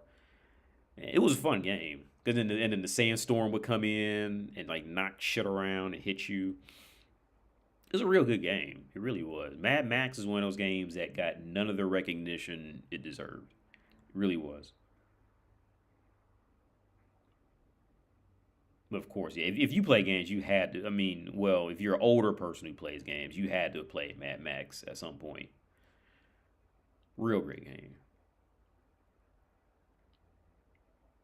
Oh, you were a child, Chef Dave. It's from your childhood. I was in college when I played. I remember exactly where I was. That's when I had my gaming PC because I had the money. Because I had a 970. Well, at first I bought a 960. and I think it was like $200. And I came home and played The Witcher 2 on it. And I remember like the frame rates just didn't look as smooth as it looked on the internet. So that's when I got into looking up what frame rates really were and all this. And so everybody, and I looked up like reviews, and everybody said, no, get the 970, even though it's $130 more expensive. Like you get a lot more performance out of it. And I was broke. I didn't have a lot of money. But I was just so into it. I was like, fuck it, I'm gonna take the gamble. And so I returned the 960 to Micro Center and got a 970 for the win, which I still had that 970 in my closet here, and brought that home. And it was a whole different game with the better frame rates. It was like, it's crazy when you play a game with shitty frame rates and then you just boost the frame rates, and it's a whole different experience. Like another example is emulating older games like PlayStation 1 games and PlayStation 2 games. If you emulate those and play them at 60 frames per second at like 1440p or 4K, like a lot of those games are still very playable now. Like though, like I would recommend people to actually, if you're bored with modern gaming now, I would recommend you go download a PlayStation 1, a PlayStation 2 emulator, or GameCube emulator, and play games on that at 4K at 60 frames a second. Those old games still hold up great now. They're great. They're amazing.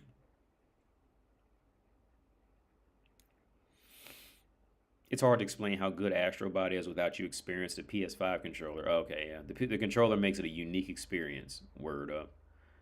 Leah, I'm supposed to, somebody's supposed to let me borrow theirs. I gotta talk to him. He's supposed to let me borrow his, and I completely forgot about that because I was gonna buy one, but I just didn't want to buy it because there's only like 2 games I really wanted to play on it, and I just didn't want to spend the $500 on 2 games, and it just sits there.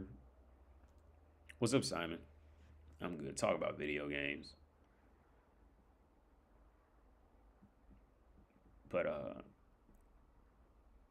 But yeah, and Zone of Enders, that was my shit too, man. Like my cousin, I still remember the first time I seen Zone of Enders. My cousin, I didn't know what it was.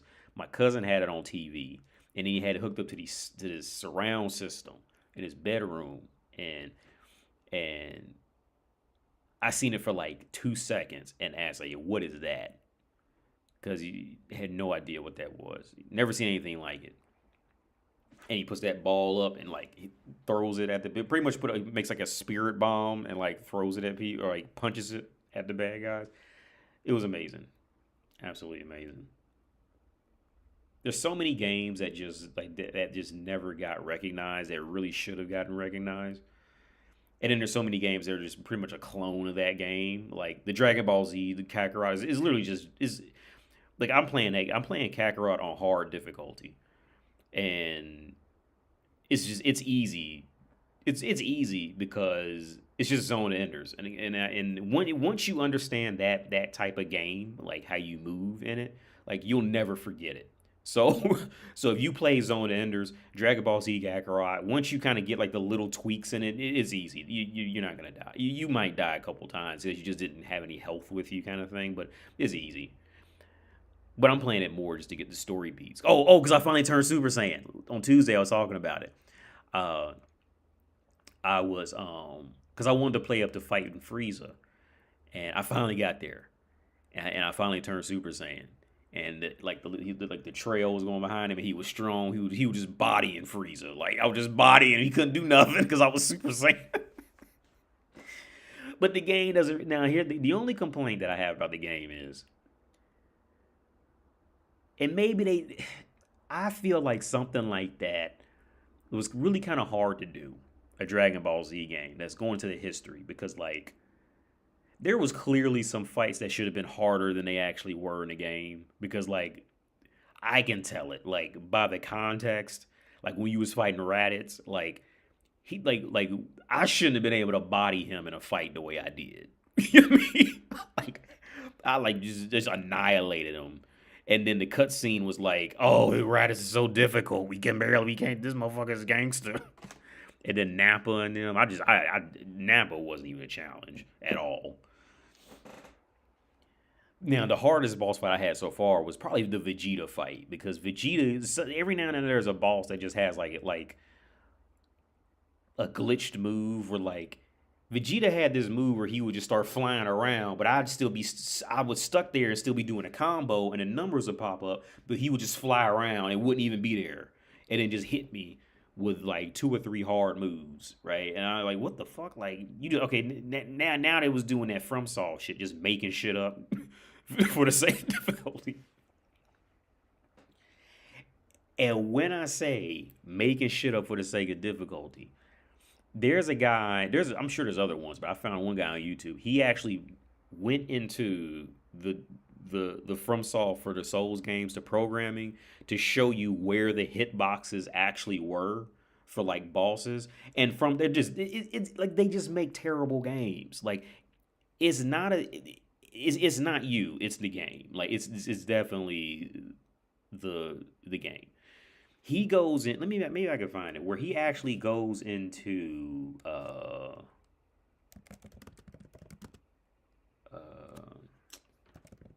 maybe it's this, I don't know, but he actually had it up on a program like frame by frame and showed you the hit boxes of when they were active, and it's complete bullshit. Here it is. Yeah, this is it. This was the one. We've all. So I would recommend you watch this dude because he thoroughly explains it, and like it's not you. It's just it's shit. FromSoft makes up just dumb shit just for the sake of difficulty. So you see that outline of the hammer, that's when the hitbox is actually active, and it's never consistent. It's very rarely consistent and decent. Like it'll just turn off in some points. So sometimes you swear you got hit when you didn't, or you didn't get hit when you did, kind of thing. It's not you. The game's a piece of shit. The game's a piece of shit. Right. Right.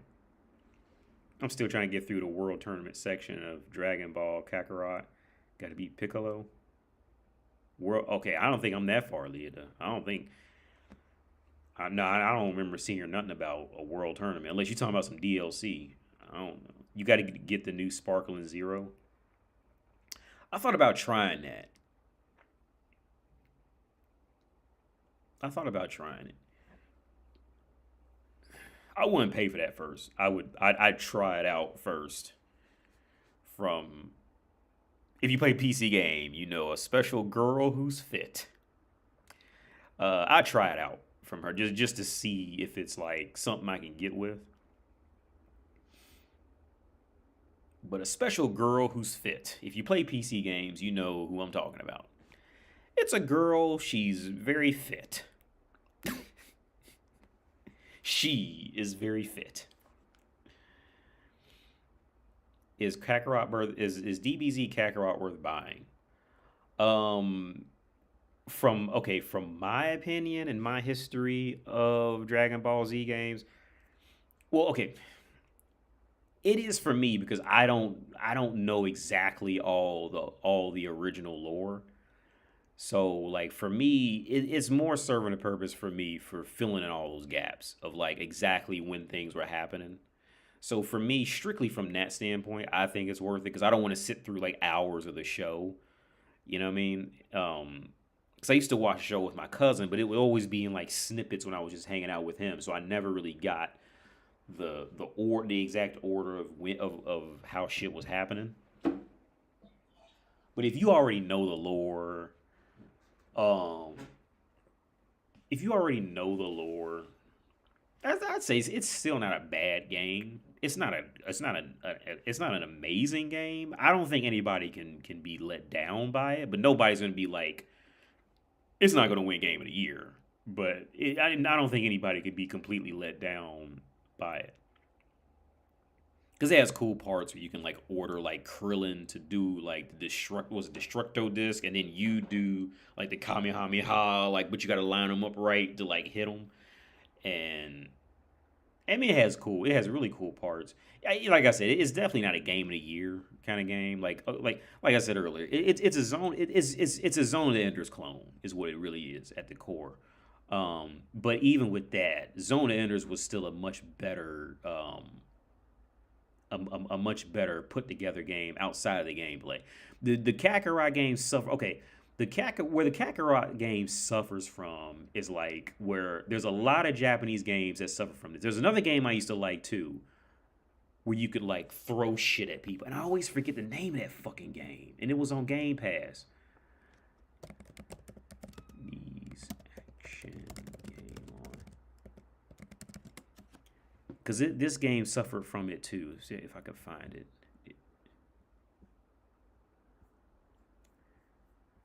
There was a fuck.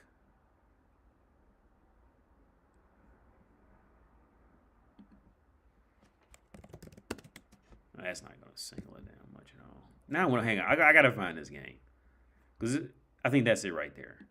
Because those lights, that was like iconic. Maybe this game, Scarlet Witch or some shit like that. Scarlet something. That this is it right here though. Scarlet.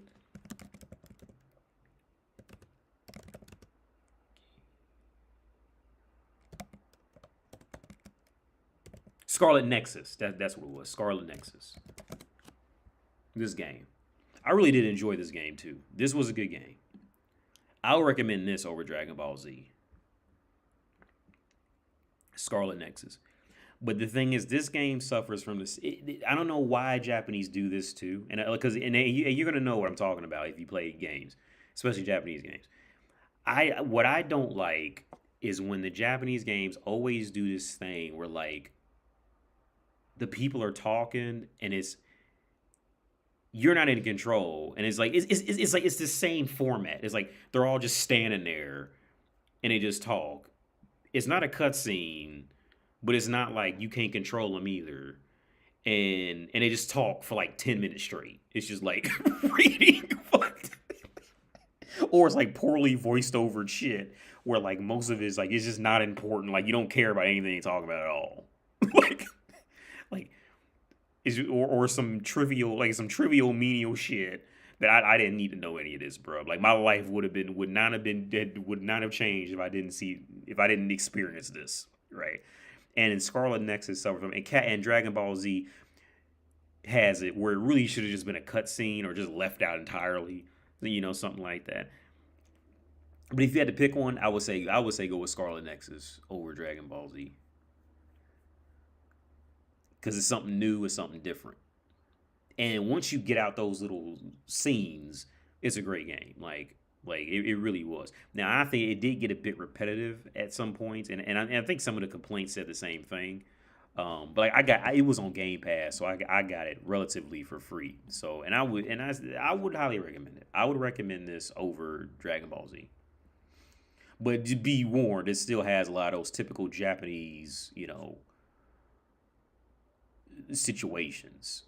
Like they're all fucking teenagers or some shit like that. I fucking hate that shit, dude. Like what the fuck is their infatuation with putting everything in high school? like everything's always about being in high school or being a kid or some shit like that. That Persona 5 shit, like it's just all high school. Like there was another game I liked. Oh, was that game? But it was all in high school. I just got annoyed with it. It wasn't even like an action game. Aegis. Was it Aegis?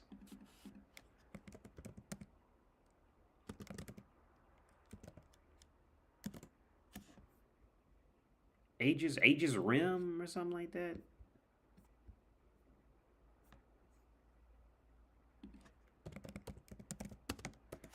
Cause I played it for a while.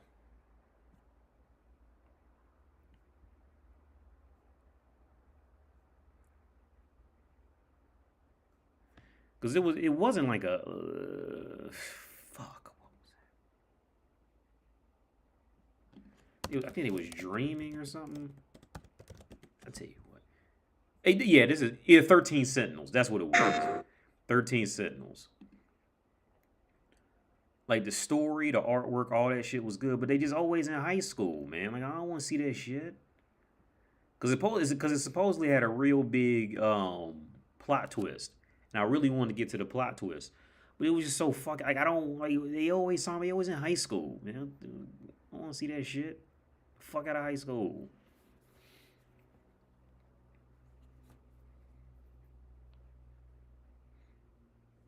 I think my brother played Scarlet Nexus. Yeah, Scarlet Nexus was good, man. I would highly recommend that. I mean, again, it's not a game of the year, but it's definitely something that, like, if you're into that, it can get fun. Japanese love high school kids. If it ain't broke, don't fix it type of shit. The old school Game Boy. Yeah, I remember that Zuki. The old school Game Boy requires I thought it was AA batteries. Is it AAA batteries? Because I remember a friend of mine had a Game Boy, and because I ended up getting a Game Gear. But you know what was crazy? Like, the Game Boy was better for real than the game. Even though the Game Gear was in color, the original Game Boy was like green and black.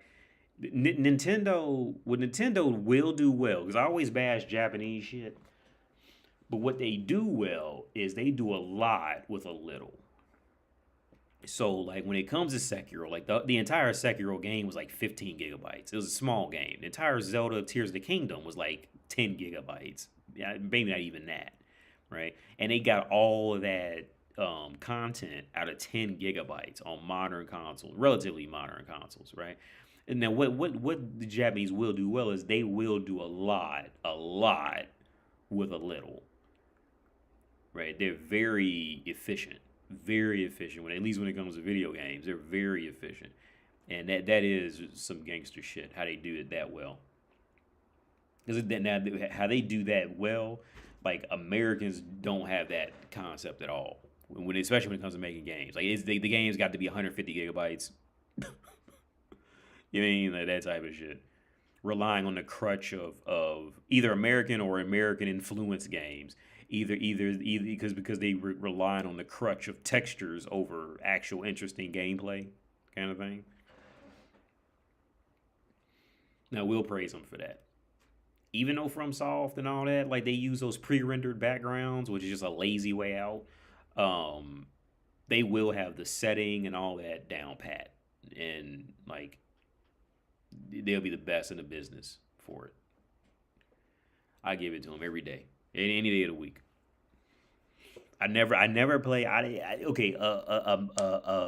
mainstream Japanese game. I've never played a mainstream Japanese game that did not get the atmosphere. Like, it never. I have never played a Japanese game that was properly funded that did not get the atmosphere to feel like I'm somewhere different while I'm playing it. Like, and it belongs there. Wherever I am, it belongs there, kind of thing. I've never played one. God Hand. Oh yeah, I played on the emulator. God Hand. God Hand was something really different, man. God Hand was something. I just played it for the first time. My cousin, the one who's in Dragon Ball Z, he used to play it a lot, and I thought it looked like shit when he used to play it, so I never played it. But I played it maybe about 6 months ago on an emulator. And that was really something special. It controls like shit because the way you have to turn him is just really awkward. Because I think it was originally meant for like the Wii or something. It was something with that. So it controls like dog shit. Like how he has to like turn. But like the fighting was really something. That was really something special. God Hand is really a special game. It's like, I would say it's a mixture of like, the characters are like something like a Bayonetta. There's a lot of things like that kind of signal like a Bayonetta kind of thing, like it feels like a Platinum Games, and then but it's also a difficult game. Like, you really have to get into the mechanics of it. And into your combos. I remember because you had to place your combos in a certain order, because if one took too much time, like, or one didn't take enough time, like, it wouldn't set the other one up like for maximum efficiency. I can't. It was something like. But you know where I got stuck on God Hand and I never went back to it. I got stuck, and maybe I'll stream it next week. I'll play God. Maybe I'll try that. I'll stream God Hand next week. I got stuck at fighting the gay dudes. The gay dudes was beating my ass. I told my spouse, I said, yeah, I told her, yeah, I'm stuck on this game, and I can't beat up these two gay dudes. I can't beat up these two faggots, right? Because because they walking around because I think one of them starts twerking in your face or something like that, or they punch you in the because they do some real gay shit. And they two black dudes, right? That's another like, why does the Japanese never fully get like black people like at all? Like, well, the world doesn't, but like especially Japanese. Like whenever they put black people in something, like it's either they're like they have to be an extreme of something. Like you know, like remember when Final Fantasy, the one with lightning, they put that black dude in it, and the black dude had an afro with a bird that lived in his hair because they don't understand black people. Like it's always some like the black people just can't be normal. Like it is very clear in like any other country's media. Like they like black people cannot just be normal people. We just can't be normal people. You mean just we just normal? It's always like this extreme. So like the black dudes are gay. Like the two black dudes in God Hand that are gay, and like this like a rodeo type of area. And I could always beat up everybody to get to the gay dudes, but I just could never figure out how to beat the gay dudes. And I even looked it up how to beat it, and I just couldn't figure it out. So I left it. But I had a lot of fun with God Hand. I thought it was a great game. I think it's something really special. I think it's something that needs to be re-released.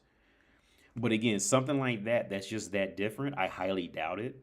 Right? And that's why FromSoft is cleaning up, because they're the only ones who survived that purge of difficult, of shitty, difficult games being released.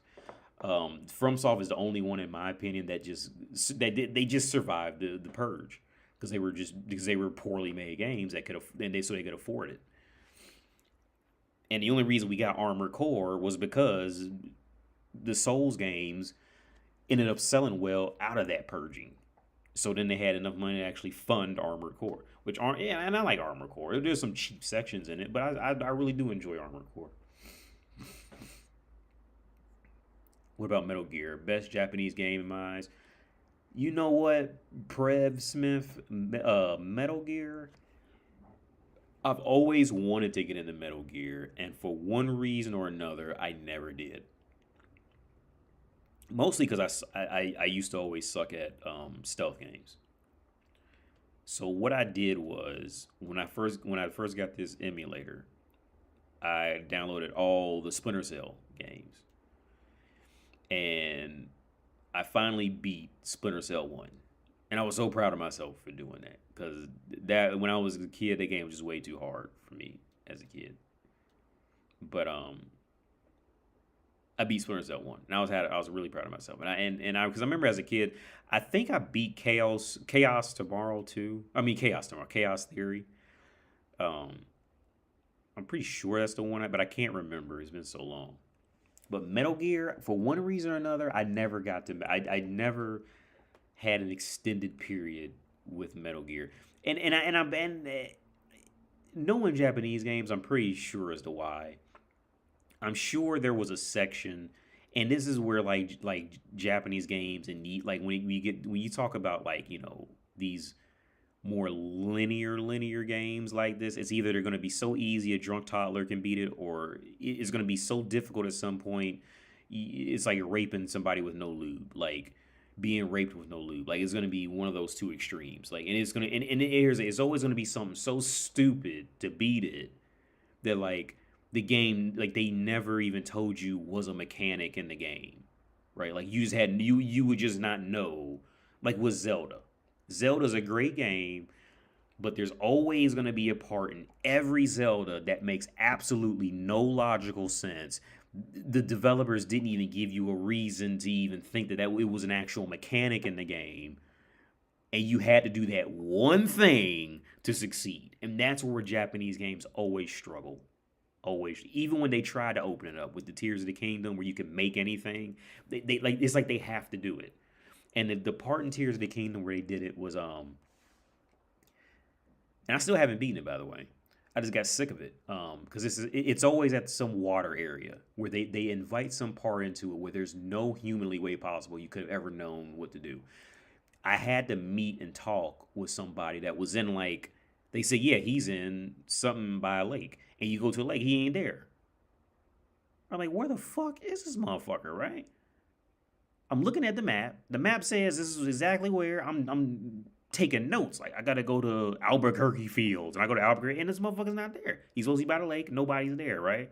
There is no humanly way possible I can know where he's going to be now because you have given me directions to go here and he's not here in a completely open world game. Now, if it was a linear game, it'd be much easier to just go through the whole map and find him. But Zelda's a huge game, right? So now I have no idea. There's no humanly way possible I can know what to do, where to find this motherfucker. So now it ends up being a YouTube play along. And you got click on YouTube and go, okay, pause, okay, play, pause, okay, play, pause, okay. And it ends up being this stupid shit, right? And that wasn't even the worst part. The worst part was that whole section was full of that retarded shit. So then the next section, it was like, and there would be no humanly way possible I would have ever known to do this. Some kind of way, I can't remember, but like some shit was like up in the sky and you had to get up to it and you had to align random debris in the sky to form like this shitty shape at just the right angle, right? And then equip some type of arrowhead that you didn't even know was an arrowhead. You had to equip it, you had to stick it on an arrow and shoot it through that. Like you couldn't shoot a regular arrow or it wouldn't work. You had to do that and that's the only way you could get past it. After that, I said, I'm done. I will never buy another Zelda. I'm going to a special girl who's fit to get any other Nintendo game because you always do this shit and it's not cute and it's not funny. It's stupid. Okay? It's dumb. Why the fuck are you doing this? Whoever behind Nintendo, why are you advocating it? It's dumb. And then they walk around and say, yeah, this gameplay is like over 60 hours. Yeah, because it's padded bullshit. That's a 4-hour long game, dude. It's bullshit. And I'll never buy another one. Here's my Switch right here, actually. I will never buy another Nintendo Switch either because my Joy-Cons are fucked. And see, here's the part what you don't know about the Joy-Cons. My Joy-Cons are my left one is fucked up. Like that drift. Here's what you don't know about the Joy-Con thing. See, if you live in America, you're not gonna know this. See, Nintendo got caught with that, right? And it's not just America that has Nintendo Switches. But guess what? The only countries that clearly offer that's a free thing, that they're going to actually respect it and have a place on their website for you to actually fulfill the replacement, are richer countries. The poor countries, they said, fuck those poor countries. They can't do nothing to us. But America can say something. Western Europe can say something. In Czech Republic, I can't even send them here from Czech Republic because I've tried. The website doesn't even have the link. Doesn't even have the section for me to send it from Czech Republic, even though I bought it in North America. See, that's what you don't know, man. See, that's why I will never buy anything Nintendo again. Because in the new Joy-Cons, $80. Get the fuck out of here. For some technology that's weaker than a damn cell phone. The fuck out of here. $80 for that shit. Suck my fucking dick, Nintendo. Ain't nobody paying for that shit.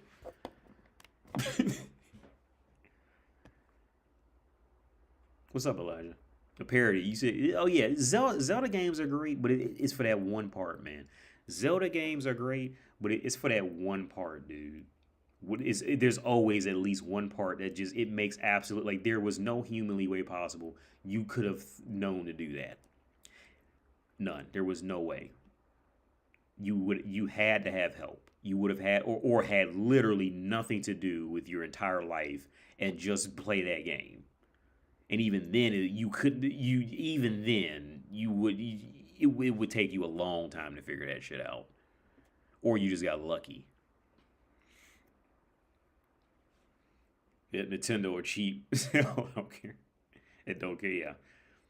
But, you know, the weird part was back on the 64. Here's the thing. The weird part is you can go get you a Nintendo 64, and I bet you that controller still works flawlessly. I never owned a GameCube, so I don't know. But a Nintendo 64 or a Super Nintendo or a Nintendo or NES, you can get that, and that motherfucker will work flawlessly. That Switch, no, that ain't it. And then on top of that, they never go down in price for anything. So yeah, fuck you, Nintendo. I'm not buying anything else from you.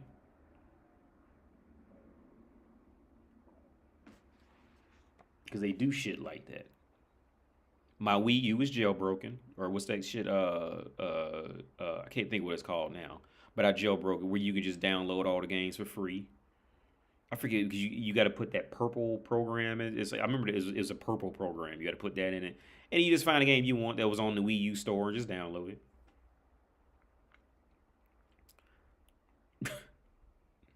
And proud of it too, because Nintendo does the shitty shit all the time. Fuck them. You see, you threw your controller. Favorite game on 64, mine was GoldenEye and Diddy Kong Racing. GoldenEye was, everybody had to like GoldenEye, especially at the time. GoldenEye, that was like the first, multiplayer. That was the first real multiplayer game people really, multiplayer shooting game, people got into that I remember.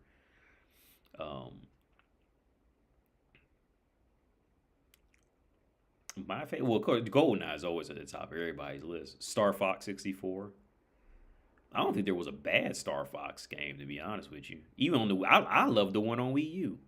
I downloaded that one after I pirated that shit, and I played it but the one on Wii U got really bad reviews. I thought it was great, but it was, and the reason why I got bad reviews was you had to target with the gamepad, but it was on the screen where you actually was. So like if you were just to look at the screen and shoot, you wouldn't be accurate. So you had to look at the gamepad to shoot accurately.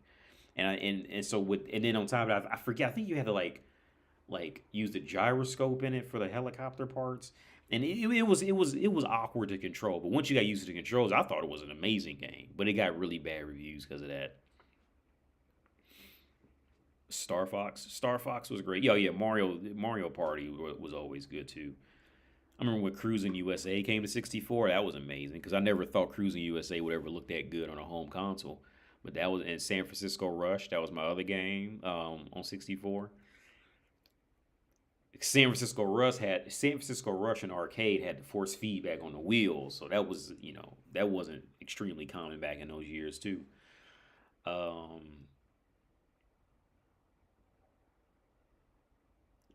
I can't even think of any other games on 64. Mario 64. That was like revolutionary. I just played through Mega Man Legends. Because that was on 64 too, but it was really on PlayStation. I just played through Mega Man Legends, and that was great. And you know what? I never got the helmet. And after I beat it, I went back to look up, how do you get the helmet? And it was like supposedly some easy way. I never found it. So I beat the game and never got the helmet. I got everything else, but I never actually got the helmet. Right?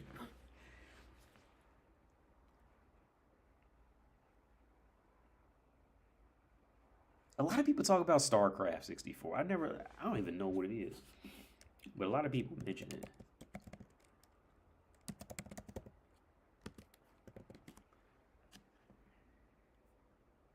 I never knew exactly what this was. Oh, okay, I would have never played something like this.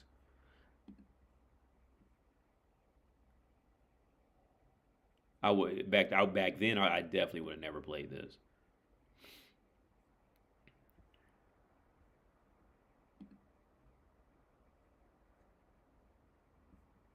Yeah, I would have never played that. As a kid, I definitely would have never played. I was always more than just like hack and slash type of shit or driving.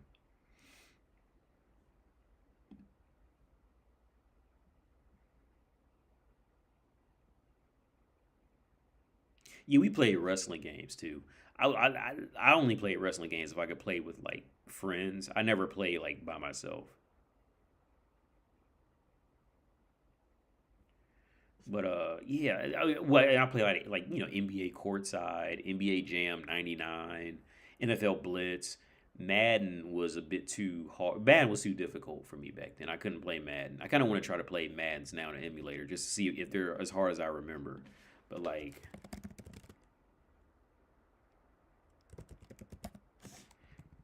because Madden used to be a whole different formula. I think it was better.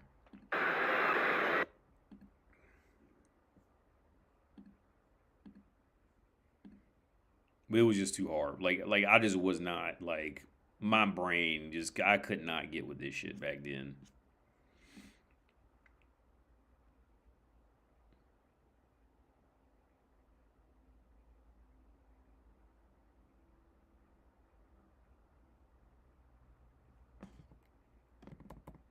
I'm just trying to watch a play run. They saw that one coming. It'll be 2nd and long.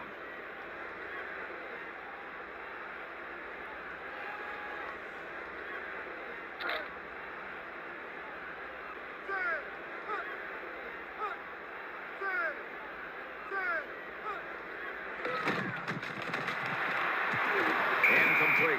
Yeah, he had the middle wide open. Look at that shit. They said a middle linebacker blitz. That middle was wide open. If somebody had just cut across, that's what. Yeah, see in Madden, you always hot route to send somebody over the middle, right? Every time you come up to the line of scrimmage in Madden, you have to always hot route somebody to come over the middle, always. Because all they got to do is send one linebacker blitz in there, and there's a good chance that either somebody goes down the middle and somebody goes deep. The reason why you do this, so this is like an American thing. If you grew up playing football, you would have known this, right? Especially if you ever played defense. The reason why you always have one person come across the middle, and one person do some long post route. The reason why is because if they send one linebacker in, and you're running, let's say at least 2 wide receivers and 2 tight ends, right? That means one of those people, okay, unless they run like some weird formation, at least one of those defenders has to cover them. Has to cover them. So if they send anybody to blitz, that means they're going to have to bring up a safety to come and cover up the middle. But by the time that safety comes up there, it's going to be too late, and you can just throw it and get a real quick completion. That probably was a really shitty way of explaining it, but that's just like basic theories of like football video games. You know what to do.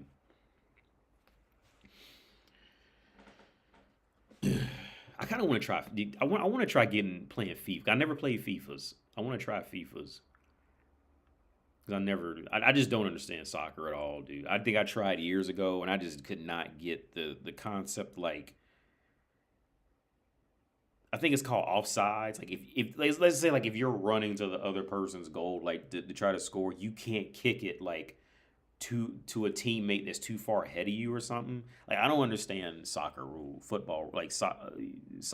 at all.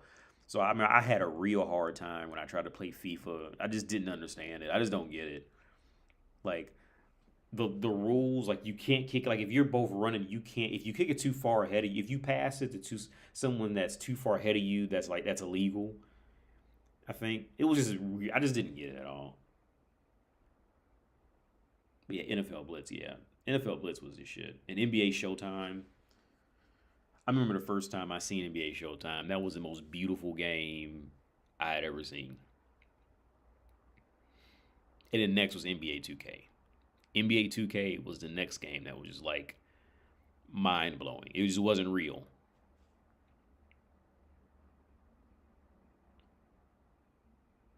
And the old God of War. I still remember the first time I played the first God of War. That was before like nobody knew what that shit. It was on a demo disc at Electronics Boutique. And I still remember playing that. And nobody was even in line to play it because nobody knew what God of War was. And lately I stumbled on a YouTube video where the original maker of God of War, he doesn't like the new Kratos. He's like pissed at what they did with Kratos, with the character. And he said everything I said and more. He said, look, it's a bunch of developers in there that they fucked around and had kids, so now they want the world to feel what they're going through with having kids, and it has nothing to do with Kratos. like, I think the new God of War games are terrible. I think they're the boss fights are good, but I think there's just no real place for it. There's no reason for them to exist. I'm I'm playing God of War 2 right now, the old God of Wars. I was playing on an emulator first, and I got pretty far in it. And I'll say this. God of War 1 is still by far the best God of War. But there's just no comparison. Out of any of the other ones, God of War 1 is still by far the best one. And God of War 2, I didn't like it back then.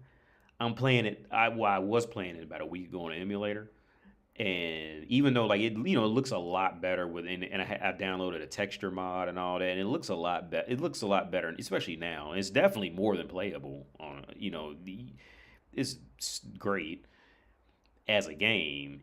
But the thing is, okay, if God of War 2 had just been its own thing, or if that had been the first God of War, it would be a good game. But to try to sync that up with God of War 1, like it doesn't sync. 2 and 3 just have nothing to do with. One was the best for various reasons. And I'm gonna let y'all go after I rant about this.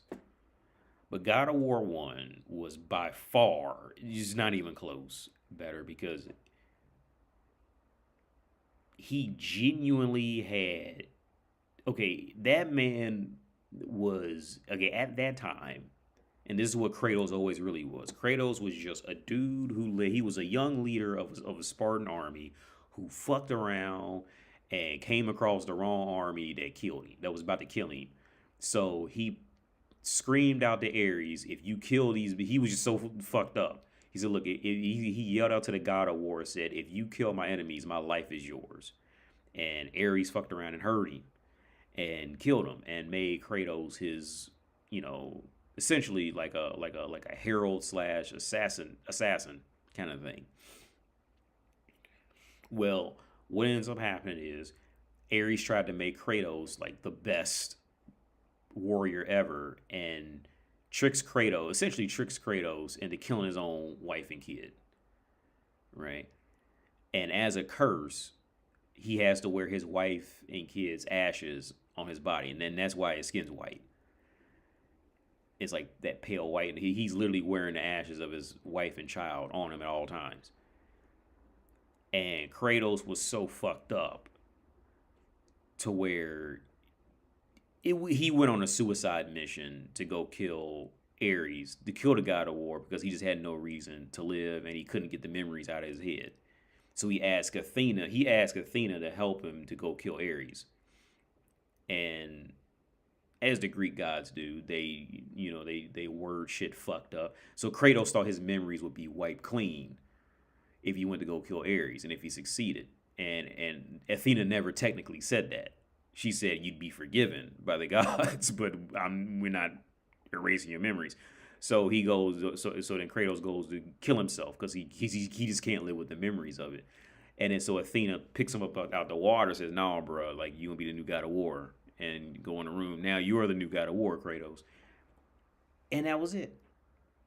That man. Long story short, he was a man who went on a suicide mission and fucked around and completed it. And still got fucked over in the end. Right? It was a great story. It was amazing. Right? There was only one flaw I have in it. And I've been meaning to bring this up forever. The only flaw I had in it, and I'm going to bring up the video to prove it. The scene where you first get Pandora's box and Ares finds that Ares is like tearing up Greece somewhere. And Ares like feels it, right? That you got Pandora's box. And he grabs a pillar, and he's like huge, and he grabs this pillar in his huge hand and like throws that motherfucker like, I don't know, like 100 miles, and it just impales Kratos, right? But by the time it hits Kratos, it's a small pillar now, and it's like in him, and he's in the wall. and the first time I seen it, I was like, what? The first time I seen it as a kid, I noticed it. Let's do this. I'm gonna show you Ares kill. I'm gonna show you. Yeah.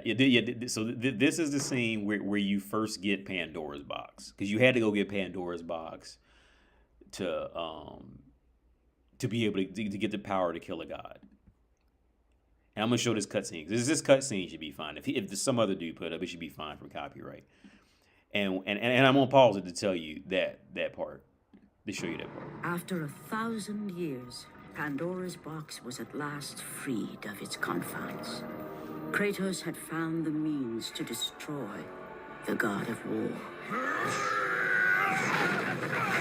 Far away in Athens, Ares knew Kratos had succeeded in his quest. So, little Spartan, you've recovered Zeus's precious box, but you will not live long enough to see it opened.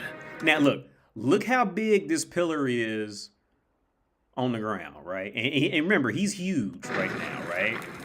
Look how big. He can't even put the whole pillar in his hand. And he's huge as fuck. Like, this motherfucker is bigger than buildings, right? Now watch when he throws it and it hits Kratos. I will see to that. Goodbye, Spartan. You will rot in the depths of Hades for all eternity. And now it's like perfectly like the size of his body. The life began to leave Kratos. His thoughts returned to that fateful night.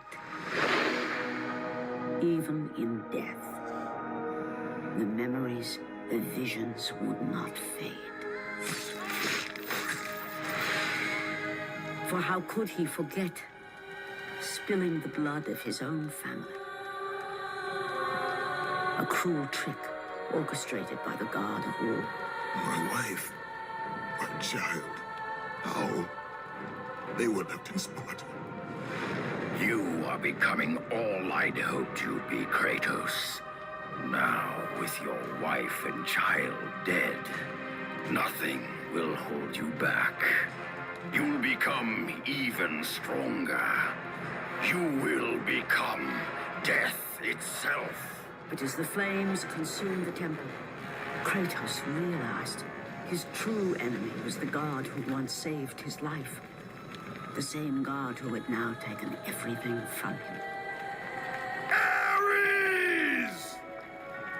From this night forward, the mark of your terrible deed will be visible to all.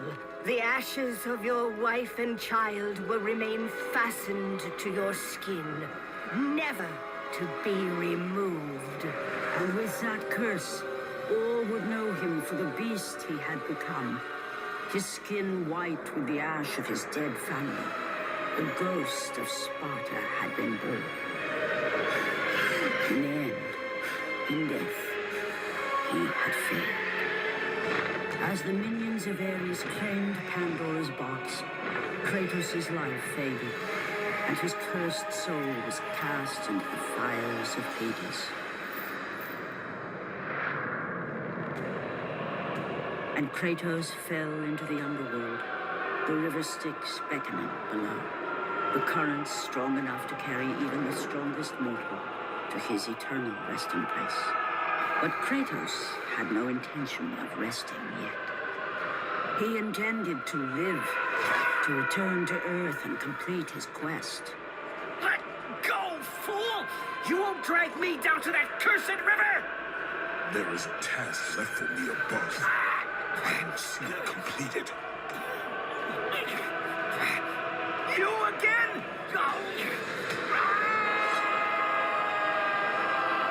You have to do that. Kratos ain't even have to do that to the homie. Look, could you imagine you was falling to hell, right? Imagine you was falling to hell and you fucked around and stopped yourself, right? And was holding on to whatever the bone that is. But he stopped. Like that man deserves his own spinoff for doing that shit. That was amazing. Speaking about spinoffs, let me show you. Let's do this. I will show you the most tremendous feat that Batman, any version of Batman, has ever done.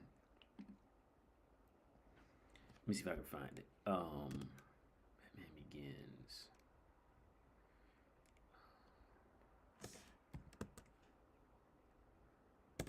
See if I can find it.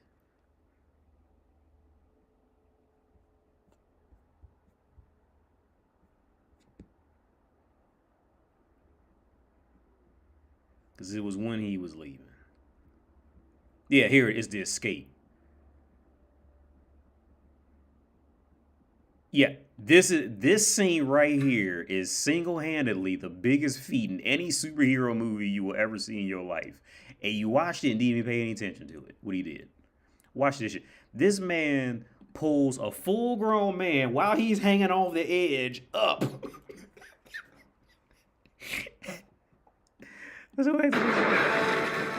This scene right here. If it's gonna play that long, it might not play that long.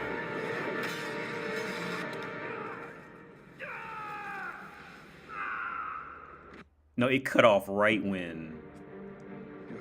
It cut off right at the point where I wanted to show you. Because he pulls him up. Hang on. Now, see how he's outstretched like that? This man pulls a full. If you could go find this thing, I'm gonna read it off here in a minute. He pulls he's laying like that and pulls a full-grown man. I'm talking like completely up. That shit was the most gangster scene that you will ever see in any superhero film ever. The most physically demanding scene ever. Yeah, I don't know how to find it either.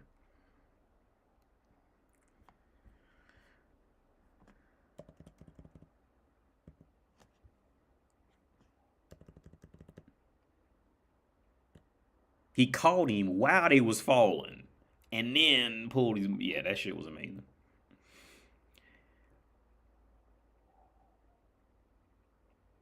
Better story than any modern game. Yeah, God of War. The God of War 1 is by far the best. By far, like the new. I tried to play the Ragnarok game. It's just. I think it's junk.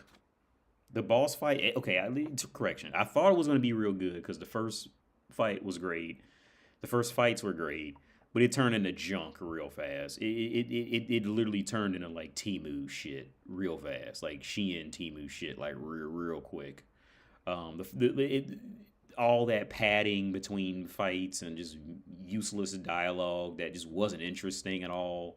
Kratos just doesn't even look right when he runs. Like he looks like a Mario character running. Like, it just doesn't even look good.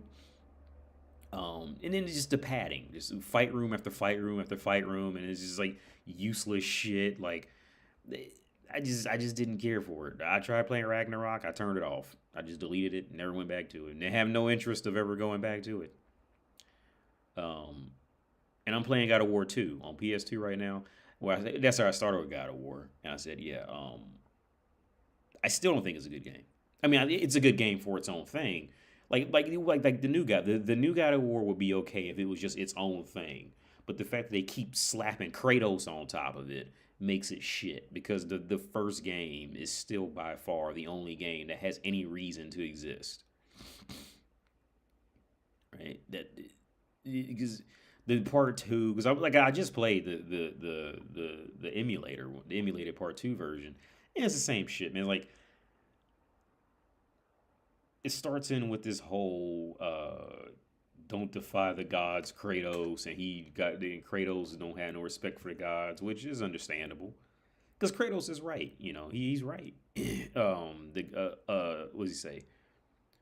Was something along the lines of like, a promise from the gods is as useless as the gods themselves, or something like that, which is true, because, you know, once you're a god, who are you really going to answer to if you don't follow through on something, right? Like, you're a god, you don't have to listen to anybody, right, for the most part, because you'll just always keep going and figure it out. There's no real punishment for gods like that, for most gods. So it's like, Kratos is right.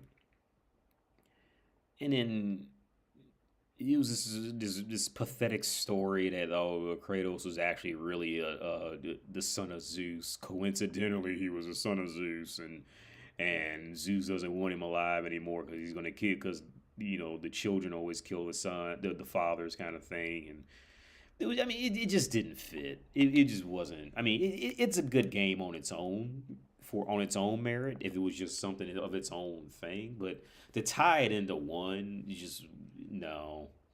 Because all that struggle you felt in one, right? In part one, you felt all that you was just a man. Like, you were a strong man, but you was essentially just a man, right? It is a video game, so some stuff's a little exaggerated. But the core of it, you were a man on a suicide mission who just didn't give a fuck anymore, right? Part 2 and 3 and then the new ones, it was just... Didn't care for him. Didn't care for them. They especially the newer ones. They go on way too long. It's just far too much padding. And on top of that, I don't care about Atreus. I never cared about Atreus. Thought he was stupid. It just didn't. I don't need to see this. The talking head was a gimmick to try to. I just thought they were bad. I just thought they were just shit games. I just didn't care for them. It was very little I actually liked. Very little. Even when he got the Blades of Chaos in the new one, in the first one, it was just this pretentious bullshit. It was just dumb. I just didn't care for it, and I don't really see how people can't like it. I just don't get it, man. Maybe it's me. Gears of War 1 versus 5 perfectly represents how modern storytelling has fallen off. 5 story sucks. I was never that much into God of War, but that sounds about right. That sounds about right. In my opinion, I think if you want a good story, the only games that really give that is going to be Japanese games, in my opinion. Even though I was just bashing Japanese games for 20 minutes, but I would say like the only game I'd recommend for a story nowadays, that doesn't turn into just a basic stereotypical love story or you're the one hero that can save the world or all that nonsense garbage that's just been recycled time and time again. The only game I can recommend that I know of is Nier Automata. Nier Automata is the only game that pretty much damn near has infinite lore. You can go back to Nier Replicant. You can read up stories about Drakengard for hours and still be like, what the fuck is that? And still be genuinely shocked. Right? Like, Nier Automata is about the only game made that's really... Well, Red Dead Redemption 2 was good too, but Red Dead Redemption 2 was one of those games... I just tried Skyrim. I feel like Red Dead Redemption 2 was almost like a Skyrim kind of thing where it's not as deep as Skyrim, but it's one of those games that you really have to invest hours into to get any real enjoyment out of. Like, you can't play it for 20 minutes. You have to put hours. And then Red Dead Redemption 2, you really got to get in 10 hours before the game even starts to like really develop into something. It just takes way too long. It just takes way too long. But Nier Automata, the sexy robots was actually explained in the lore, like why they're like that. That was explained. So like, even though like at first glance it does look like a stereotypical like, oh, it's just, sexy bitches walking around kind of thing. That was explained like why that is the way, because none of them actually have genitals, none of them have sex, they can't have kids, none of that dating, none of that is even in their world. I mean, some of them do have interest in other ones, but they're really just imitating humans. Now, real quick, I want to talk about this too, because I was just telling my girl this in bed, and I don't think she really grasped this whole concept. Because Nier Automata briefly touches on this. But the theory of like God, the theory of gods, right? Now, yeah, I think it's just a recycling theory on some level. Because let's say with us humans now, we make our own gods, or the gods we're supposed to hear, whatever, right? But in theory, we look at gods and Bibles, wherever the fuck, or anyone's version of the Bible, we go, oh wow, the God who made us, this person knows everything and blah, blah, blah, blah, blah, right? God knows everything to us because we come from God and we were made in God's image, right? Well, now we have AI, right? and humans are developing AI to get better, faster, and we're making AI in our image. We don't make AI in the image of an elephant, right? We don't make AI in the speaking, thinking, processing image of a dog, right? We make it in our image. We're making it speak English, Russian, Czech, Spanish, these kind of things, right? We're making it in our, we're not, we did not program AI initially off the bat to communicate with centipedes, right? We're doing the same thing in our life. So when it gets to the point where we get to the point where as humans develop AI to a point where, okay, it has a functioning body, it's going to be in our image, right? And it's going to walk and talk like us. But it won't be a human, it'd be a robot, right? So when the AI develops, when the robot develops, when we get to the point where we can develop actual thought for the robot to have, what's the robot gonna do? It's gonna look back at us and be like, yeah, those are our gods, because they made us, they know everything about us, they know all ourselves, what we're thinking, what we can think, what our insecurities, because the humans were around before they were around. So we watched them develop from, a remote control, right?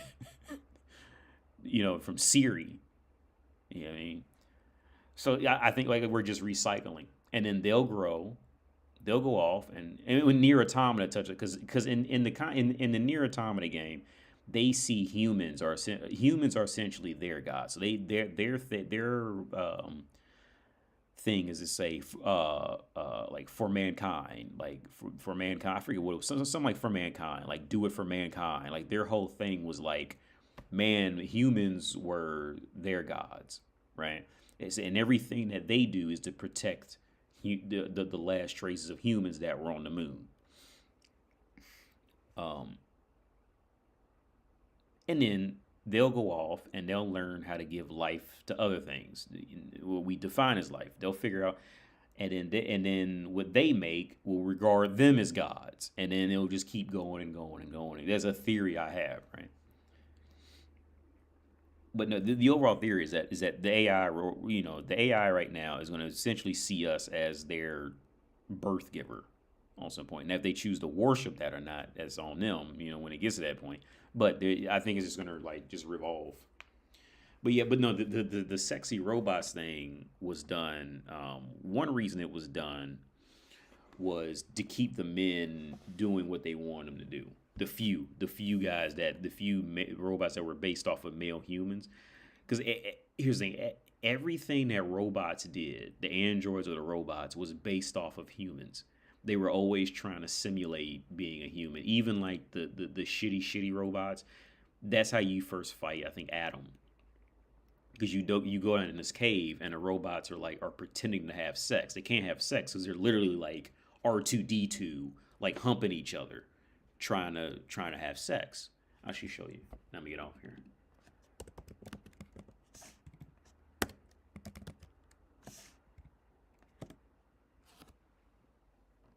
Yeah. They were trying to simulate having babies. Or fucking. Oh, shit.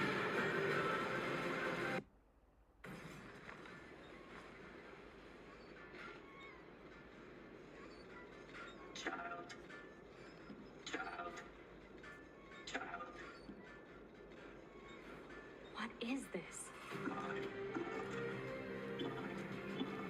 Don't listen to them too. You probably can't see it, but in the background they're like humping each other. Like they're pretending fucking. You probably can't see it because the color is probably too small. They don't have any feelings. They're just imitating human speech. Let's take them out.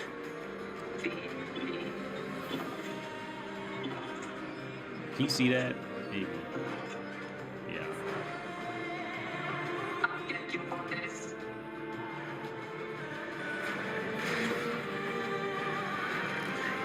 But yeah. So the reason why she's sexy is preying on the guy 9S.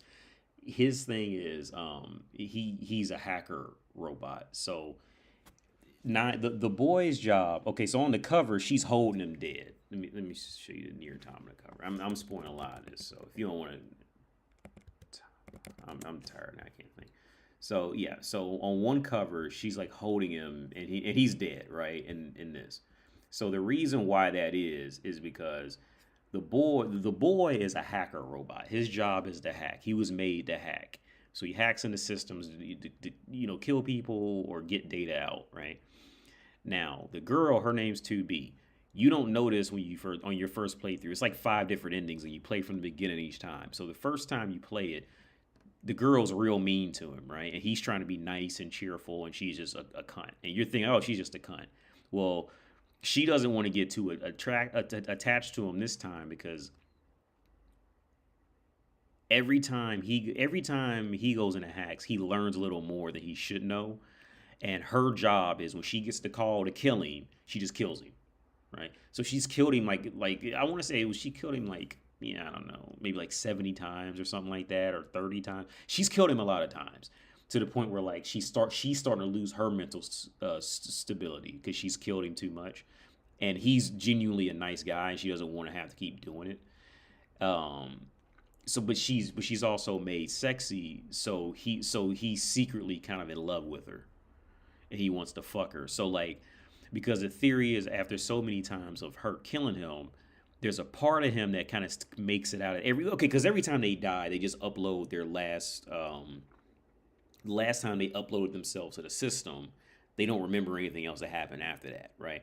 But there's a theory that they have souls because he would start to like, if you go read the other lore, the boy would start to feel like 2B was getting ready to kill him. And then there was like signs he was starting to fight back. Like the one time she tried to kill him, he had planted mines around the area. Like it was clearly put there by him. So he had started to figure out like 2B was like trying to kill him. And he was slowly developed, but he would have no way of like logically remembering that. So that was a theory. Like I think it was like a theory that the androids do have some type of a soul or something that could carry on the memory anyway. But it's really deep shit, man. If you want a good story and if you like into reading and shit, most Japanese games have a lot of reading that's completely useless bullshit. This game is worth it to read a lot of it. I would highly recommend it. But yeah, so this is one cover. She's holding him as he's dead. She killed him. But I just spoiled that because you would never know. Like until you play the game, at least on 2 playthroughs, you would never know. And the girl in the back, is her same model, but she escaped. So she's seen as like this not vigilante. She's seen as this what do you call it, people like an escapee. Or I don't know. She's the person who escaped Yorha, which is the name of where they are. So she's seen as like a criminal, and they're supposed to, I think, kill her, but they can't because she's too strong. And it's a really good story. It really is a good story, man. If you want a good story, that's about the only story I can highly recommend, without any regret to you. But you got to play the playthrough at least 2 or 3 times to get a decent understanding. Rogue, yeah, she's a rogue, yeah. I would you have to play it at least three different playthroughs, and they're decently different. They're good, and the story's good enough to hold it up. But I would highly recommend, if you want a game with a good story, I can't recommend Nier Automata enough. I'm out of here, man. It's 10:21. I'm out of here. Y'all have a good night. Thanks for everybody tuning in, like, subscribe, and I'll catch you later. Peace out.